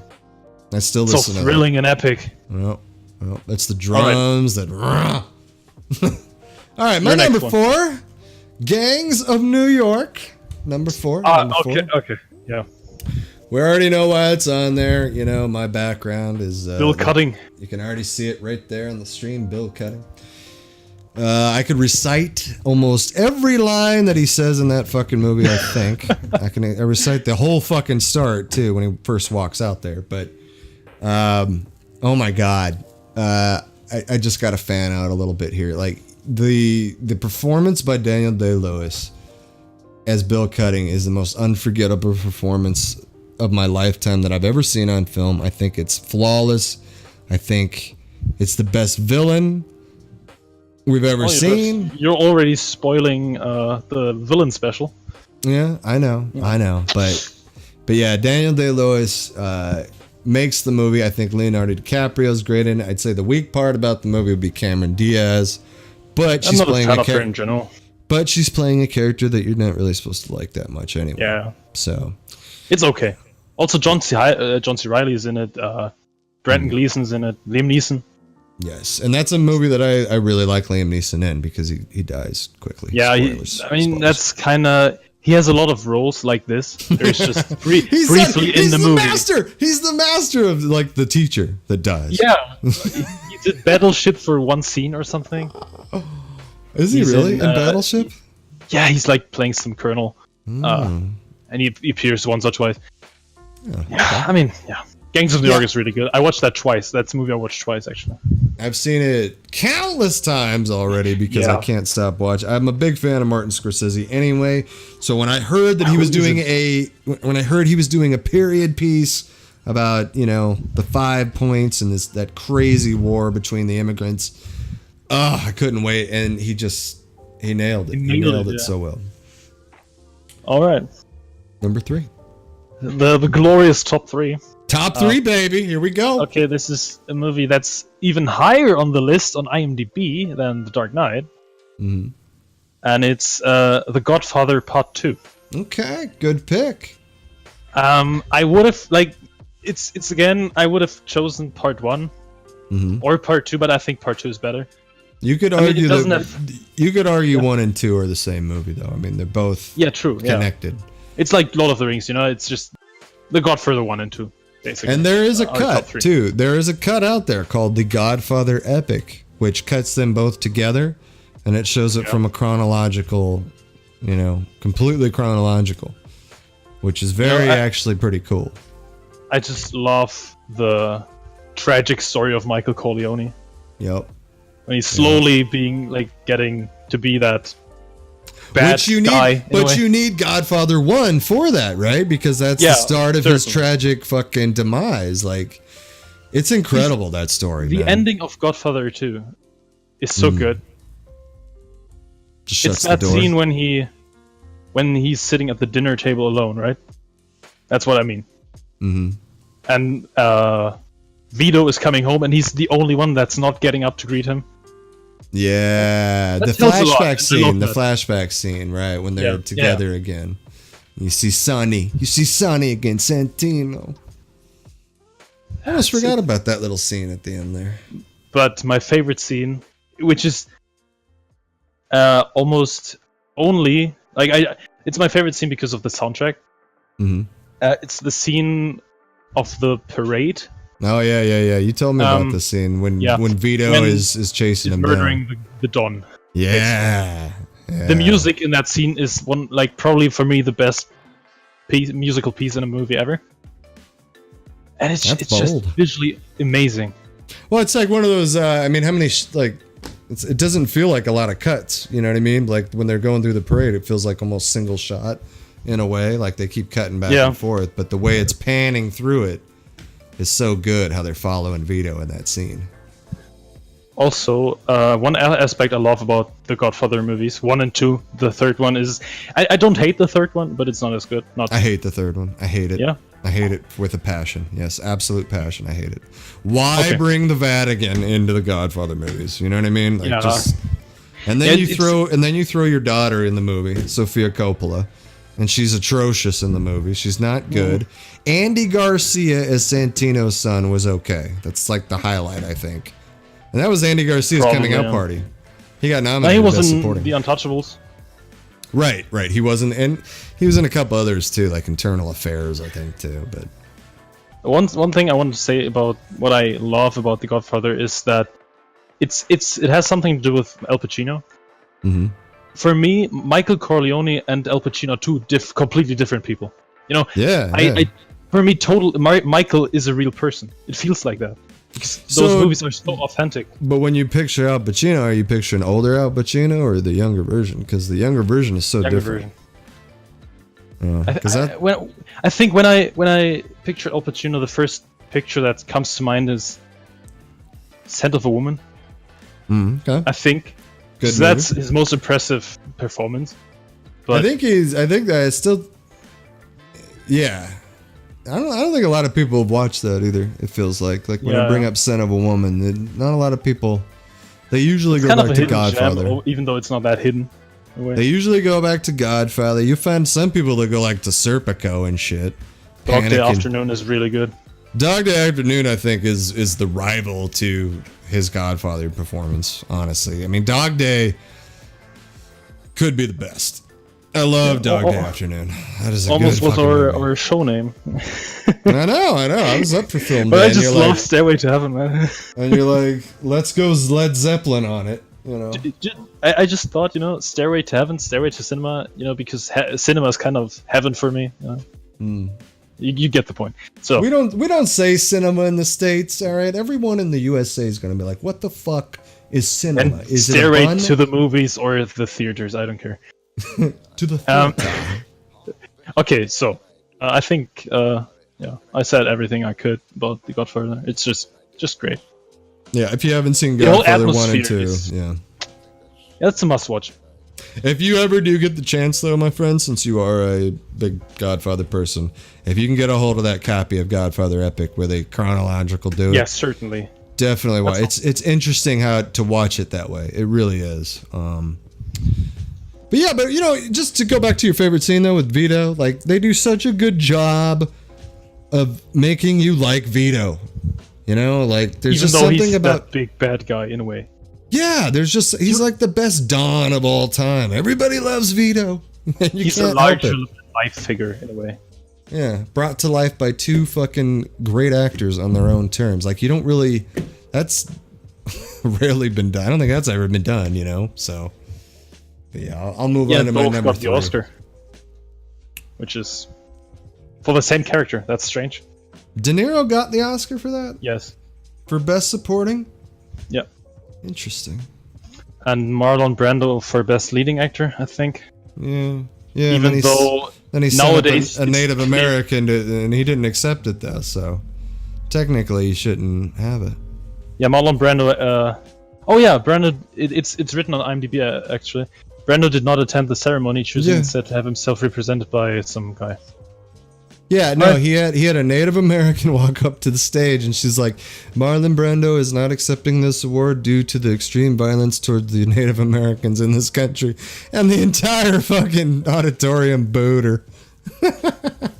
I mean, that's a really strange point to make. I know that makes some insensitivity on my part, but my point is, Amon, if that happened today, what would happen? They would cheer. I know. Let's not they talk would about that. cheer. Yeah, they would I know. clap. They would make a statement, dude. It would be amazing. Yeah, I All know. right. It's Number 3. Quite sad. Yeah. Number 3, Goodfellas. So look at that. We both have mob movies on our own terms. Dude, both have gangster movies are my favorite genre. Yeah, it's especially a good gangster movie. It's really hard to top. I love the Godfather movies. I think they're flawless. But to me, they kind of just highlight a family and one character. Like one single story in a long chain of mafia. Whereas Goodfellas kind of shows you the network of mafia. And kind of how more like it really was in a way. But I think Goodfellas is a fucking absolute masterpiece. That's why I put it higher than Gangs of New York, because Martin Scorsese, he keeps cranking out great movies, but it's going to be tough to top Goodfellas for me. This will hurt you, but I'm not a huge fan of Goodfellas. Oh! I prefer Casino. Oh! God, even though I saw Casino 3 times in the theater, and I love Casino, I do. It doesn't even hold a candle. The amazingness, that's another word, of Goodfellas. Yeah, you're gonna like this guy. He's a good fella. I mean, Goodfellas is probably another candidate for rewatches for me. Remember what I told you about love, how love is important, right? Yeah. There are movies of extreme love that they touch my heart. Like True Romance is up on the list, right? The scene in Goodfellas when Lorraine Bracco has that gun against his face. That's love. All right? That's true love right there. I'm just saying. Yeah, I'm sad that I can't remember that.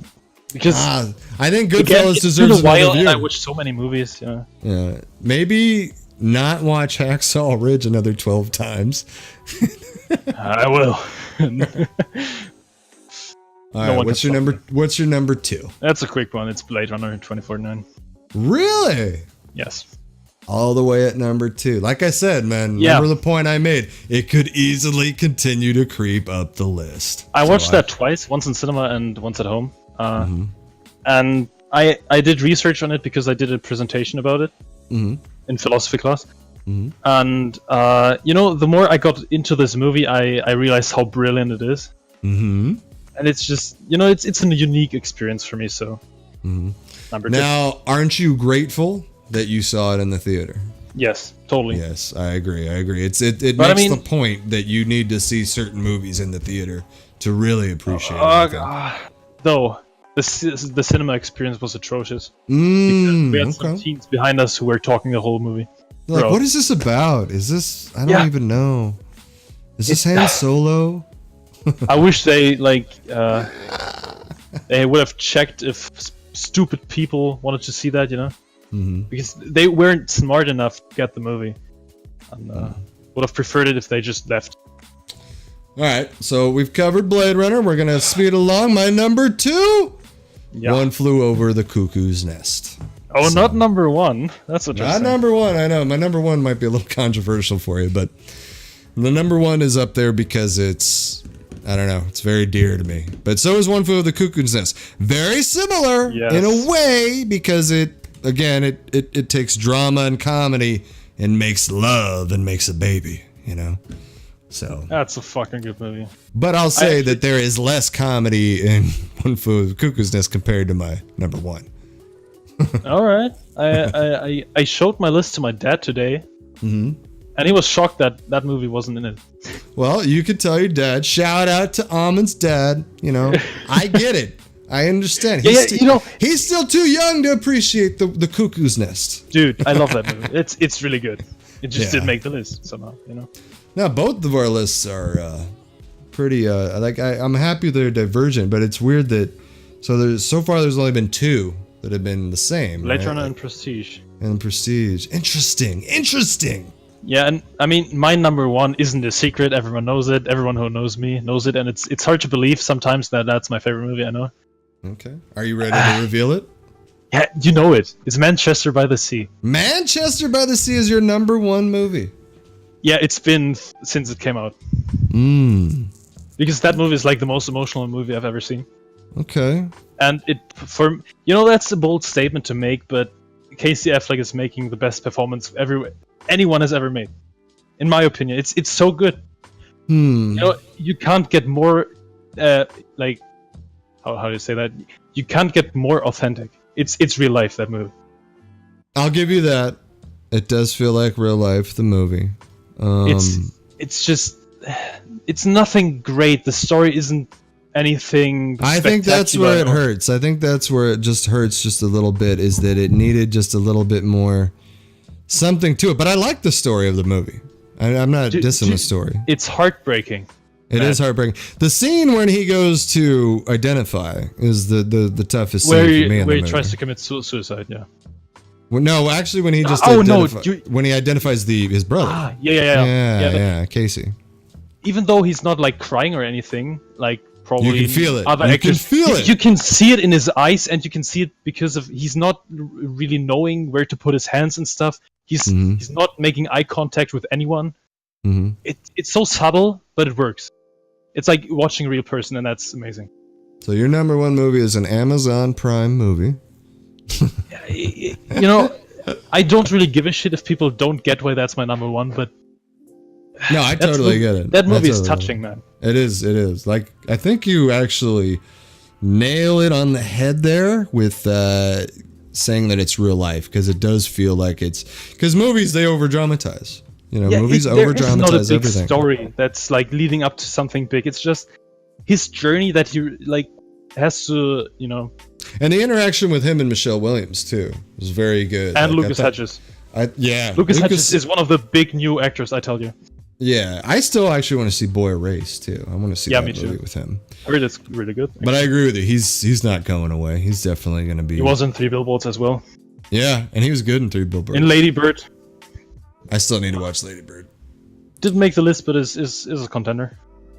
No, So I'm actually I watched that surprised. recently, so- I thought that it was going to be Bone Tomahawk. I'm surprised. Oh, actually, I missed out on making a joke that my number one is Hudson Hawk, but Bone Tomahawk was not even in honorable mentions. Like I'm that's surprised. a 9 out of 10 movie. The thing is, I don't want to watch that movie again. You know. Right. No, I totally And- get that. Yeah. That movie, I think there was a day I watched 6 movies on one day, Hey, thank you, and that movie Depraved. is the only one I remember. I think. Sorry about because- that. My friend Drew just said we're doing a good job here. So Thank you, man. there you go. See? Bone Tomahawk is like the most gruesome movie I've ever seen. Yes. Event Horizon is a strong contender, but Gruesome. Yeah.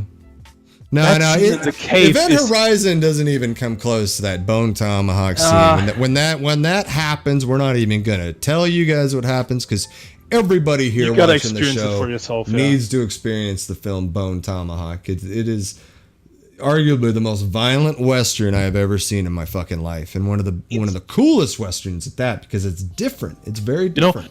it's overall really violent, but not like until that scene. It's not anything that special. The violence isn't crazy, but that scene in the cave is just, just experience it and get shocked. I didn't mean to divert it to Bone Tomahawk. I was surprised that Yeah, it but was. I like to talk about that movie because I know, also right? what I need to say is that Brooder is one of the most badass characters in cinema history. One of the baddest ass characters ever, yeah, I agree. And that's a guy I don't even really care for, Matthew Fox, but the way he was able to pull that off, just that slick dick, big swinging dick motherfucker in that movie, was great. Yeah. I mean, it has Patrick Wilson. That's always an extra point for my heart. Yeah. But Manchester by the Sea though it's a solid pick. I don't know where I would rate it on my list per se, but I do like your description of it feeling like real life because that's a good way to describe it. It really is. In the end, he Casey Affleck's character, he comes to the conclusion that he isn't able to care for Luke Sage's character, and he's kind of accepting that, and that's sad and stuff. But it's Right. like it's like life, man. Some people don't change, and I just love that. That's the ending was good. It was solid. It was a solid ending to that Yeah, movie. people will be like, I heard I recommended this to someone and she didn't like the movie and she said, are these people even acting, And I thought that's so sad actually because I mean you don't even realize how good it is because it's hard for me to describe It could be a matter of perspective though too, because I mean I can honestly see why people could say what they would say about the movie because I It's can not see for that everyone. It's not totally- for everyone. It's totally a fine. perfect way to say it there. It's not for everyone. Yeah. But that's why it's your favorite list though. Yeah. That's your favorite mean- movie. Yeah. All right. A dark fucking movie about loss is your favorite movie. For me, I always say there's nothing better than a movie that touches you on an emotional level. So, Exactly. Yeah. And it's the there's nothing best. worse than going out of a movie and feeling nothing. Being sad is an emotion that it's hard for a movie to create that. So I really appreciate that. All right. So here we go. The big reveal for me. Number one movie of all time on my list. Again, it kind of shares a little curious. similarities with One Flew of the Cuckoo's Nest because it deals with mental health. Wait, one sec. Silver Linings Playbook. Oh shit! I didn't Yeah. expect that actually. Yeah. When you said mental illness, I thought Rain Man No. would be a good pick. Yeah. No. People are usually surprised when they hear this from me, and it is kind of a dramatic rom-com in a way, but I love her Perfect. character in the movie. I love his character in the movie, and it was the first movie where I ever saw where I was like, man, this feels like I'm looking in the mirror a little bit. And because I've dealt with a lot of manic depressive shit in my life, and a lot of people in my family are bipolar. So, seeing it translated to a dramatic level and such a comedic level because you have to laugh at some shit was so good, man. I mean, I think John Ortiz in that movie. Just Jennifer Lawrence, Bradley Cooper, Robert De Niro. I think that's Robert De Niro's best performance in years. Yeah, that's true. Not of all time though. No. I couldn't even pick a best performance by him though. Best performance, you'd have to argue Raging Bull. It has to be on the list. Maybe I think Cape Fear is underrated. Another Scorsese movie. I think every Scorsese De Niro movie is probably going to be on the list there. Damn, that is a hard one. Like, what is De Niro's Awakenings is really good. This Boy's Life is amazing. Yeah, that's a good pick there. That's a good pick because he's so menacing and so fucking cruel and brutal in that movie. And that movie is also really underrated. Again, unsettling. You know? Yeah, unsettling. Totally. Now, my movie here, Silver Linings, isn't really unsettling. It doesn't really even go into like the ultra darkness of bipolar and manic depressive shit. It kind of more is a comedy. But I think that's why it made the list, because I've seen it I don't know how many fucking times, dude, and I'm still laughing at it, how funny it is. So I rated that 10 out of 10 as well. Well, good. It doesn't make the list, but it's a fucking good movie. Yeah, it was surprisingly, shockingly good. Because when I first saw the preview, I'm like, all right, rom-com, I'll check it out when I get a chance. But it just made me feel, because I've pursued the wrong woman before, and I know what it's like. Who hasn't? Yeah. My friend and my dad recommended the movie to me, and I thought, will be a good movie, but I was still surprised how good it actually was. Right. It's from start to finish. It's just entertaining as hell. That is the best word. It's just entertaining. That's why I really like these. Like I said, when drama and comedy they make love, like Sideways, Little Miss Sunshine, Up in the Air, those kind of movies. Really am a big fan of those kind of movies. Also, Chris Tucker's best performance probably.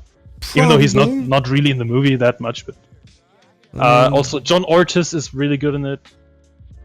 That's his friend. Yeah, that's that garage scene is so good. Oh my god, the garage scene when he's talking about his wife bugging him, and he's like, "I go in and I play Metallica," and I'm like, "Ugh." And he's like, I don't think that sounds good. And he's like, no, it is. It's good. Fantastic. I really grew to love that actor. Actually, I've seen him more and more stuff recently. I think he was in Miami Vice. I was just gonna say his best performance. Miami Vice. No. His best performance is Silver Linings. I should have put Miami Vice #1. You know, now that I think about it, just to creep me out. It's definitely top 50 for me. You know. Oh, it's definitely top 50 worst movies for me. No, that's not true. It can't be. No, it's just it doesn't really affect me. It's so whatever to me. Right, it just wasn't your flavor. Yeah. I mean, I like dark movies, but something about it. And you like all the actors too. It just didn't work for you. Yeah, but Colin Farrell with that hair, man. Is that what did it? I don't know, but that hair looked shit. Was it the mustache? You just also the love story was so bad. The love story was great, man. No, I hate that. One of the best scenes in that movie is when they're dancing. I love that dance scene. I felt like that whole storyline was kind of pushed into that film. I don't know. You gotta have a little love for Miami Vice. Did you ever watch Miami Vice, the show? No. Well, there you go. That's why you didn't like it. No, I'm just probably could be. Don't you love it when people do that? See, that's why you didn't like it. Yeah. You didn't read 50 fucking books first. Once you read those 50 books, then you like it. I mean, that's... Wow. I gotta read 50 books to like something that's not worth it. That'd be a lot. You're like, the first hour and a half is bad, but man, that last half hour is pretty good. Alright. Well, that was a good first show, huh? Yeah, I think so too. It was really fun for me. You want to call it? Or do you want to have a closing statement? I mean, yeah, I watched Manchester by the Sea and hate that movie. Hate it. I would say we can talk about what list we're gonna do next. What's the next list? What kind of list do you want to do next? I think you want to stick to list monsters. Monsters? Yeah, that's kind of a different list. I mean, we just had movies. We do another movies list. Like worst movies would be kind of boring, I think. Okay, yeah, that's really hard to do actually, because there's a lot of shit movies out there. Yeah, I mean, it's all about what you hate most, not the worst thing ever. Right. I mean, Suicide Squad is objectively not the worst movie ever, but I hate it so much. You know? I know you love that movie. Villains would be a bit boring because you just revealed your top one villain, you know? Right. Well, I mean, I could always exclude them, but yeah. I mean, you could always do actors, actresses, that kind of shit. Yeah, but let's save that up. Save it up. Also, man, picking 10 actors. I on IMDb I have a list with all actors I like. That list includes 600 names. Is that 10 actresses as well? Yes. Or is it just a bunch of dudes? Or are you just like a... No, of course not. But like picking 10 out of 600 is... You hate female leads is what you're trying to tell me. That is not true. Man, I love aliens. I love Sigourney Weaver in that movie. Sojourner. I mean, I think monsters would be probably a bit shorter. Okay. Top 10 monsters.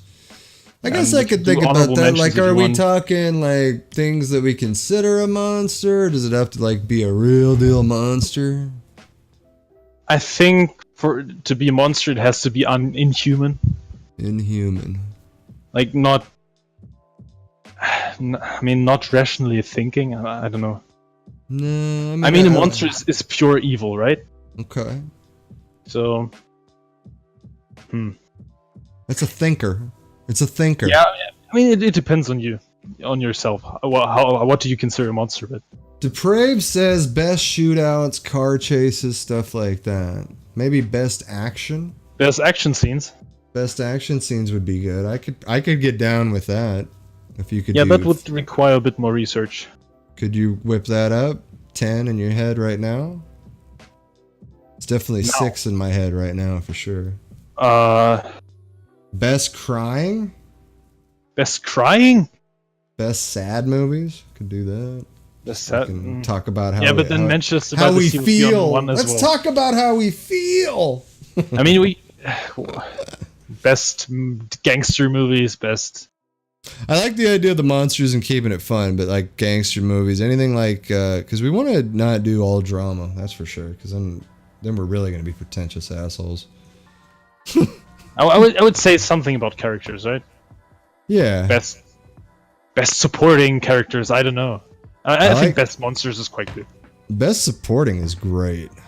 Like Samwise Gamgee. I like that a lot. You want to stick with that one, or you want? We'll do the monsters though. Let's go monsters now. Monsters is fun. You got a hard on for monsters, clearly. Yeah. Tearjerkers. Yeah. We'll do a tearjerker for sure, but I don't think we're gonna do that one next. Cause dude, we can do everything one day, you know. Everything. I know. So this is only episode 1. You know. Yeah. And we already rambled like 3.5 hours. Strange. I know. I told Heisenberg, I was like, "Yeah, I won't be on, today probably because I'll probably be doing the movie show with Ami." He's like, "What movie show?" He's like, "What are you doing, movies?" Like, we're doing top 10. Probably take like a couple hours. Like, Jesus Christ, I could do that in 20 minutes. But that wouldn't be fun, you know. You gotta talk about that stuff. Well, it just shows the different levels of how people look at movies, though, too, man. Obviously. I mean, you either like sit down, you watch the movie, turn it off, and that's it, or you watch it, you fucking think and dissect everything, and fucking, oh my god, have you ever watched the movie right after again? Oh yeah. Glory, I did that with Glory when I was a kid. Oh shit. I did that. That's a movie I really gotta see now. Yeah, Glory actually should have made my list. But what's up, Barbarian? Probably definitely top 20 though. Drew, Beverly Hills Cop, my number 1. That's, dude, you can't go wrong. I would say Beverly Hills Cop, the first one, actually makes an argument for the best comedy of all time too. That's fucking. Dude, like the best comedy of all time for me, it would be Snatch, Man from U.N.C.L.E. We're giving away our. Alright, yeah. Giving away all. But the I mean, juice. we started off with a big one, top 10 movies, which is like giving away a lot already. Right. Because if we do top 10 sci-fi movie, it's obvious that Blade Runner is on one. I think we exclude them. You know, just exclude them. Fuck it. We'll play by our own rules here, man. I mean, they don't have to be in order, right? We can just mention 10 great sci-fi movies or something. You don't like the order? I mean, for top 10 movies, it kind of makes sense. Makes sense, but right. I mean, we could just we could also do a review show too of one movie. Yeah, of course. You know? It's not just lists. We can just watch a movie and talk about that for. Yeah. I mean, it's probably then not 3 hours on one movie. But for that, I would actually depends on the take movie, notes, though, for sure. Man. I would take notes and analyze that fucking movie. Well, I would do some big effort. Not just sit down and be like, yeah, it was fucking great. Wow. And the acting, it was it's fucking solid. That's about it. That's all I got to say. Yeah, also, like, I always wanted to make a detailed review on something, on some movie. I never really did that. Drew says, I'll be down to watch a movie, then come to a talk show and listen to what y'all say. Well, if we do that, we'll definitely probably talk about it probably at the end of another episode and then say what movie. It's tough to make like announcements on Twitch, you know? That's what I hate. Yeah, I mean, there used to be a way you could do that. Barbarian, I do have Discord. It's actually my description. You can join it, and I can add you as a friend then. And then we can talk, yeah. Though, I think we can call it now. I gotta go. What are you going to see? I have no idea yet, but my friends are... Marvel? Yeah! No, we're watching at home, at mine. Okay. Clockwork Orange, you know? That's not a movie they will like. my friends aren't that big into movies. Oh, okay. I have one friend who's like more into movies than the others, but there's no one who actually like sits down and watches Lawrence of Arabia. Right. Yeah. Well, I mean, it's tough to meet, people that like film the way you and I do and the way we analyze it without being assholes and dicks, because most of the people that I've met that are really highly into film are just like Stanley Kubrick's film school asshole fucks that I can't stand, where one sec. And what I'm saying is the sun, rises and sets with these Stanley Kubrick people. That's all I'm saying. I like Stanley Kubrick, but he's not the end-all be-all. That's what I'm saying. That's all I'm saying. And Drew, thanks for stopping by, man. It's good to see you. Good to see you, man. My friends just rang my doorbell, so I guess it's the end now. All right, man. Good show. Good talking to you. I'll catch you again, man. All right, let's end this. See you next time, guys. Hopefully. Later, bro. Later. All right, so that'll do it, guys. That's going to do it. Thank you guys for stopping by. Oh, shit. I just pressed the wrong button. Why is that on there? All right, there we go. Anyway, thanks for stopping by. Shout out to my good friend Amonstarrik. Go ahead and follow him. You can find his link up at the top there. He's trying to get to 50 so we can get his ass affiliate, all that stuff. But yeah, we'll definitely do some more movie shows, but I'm going to go play some games. I'll catch you guys later. Have a good day.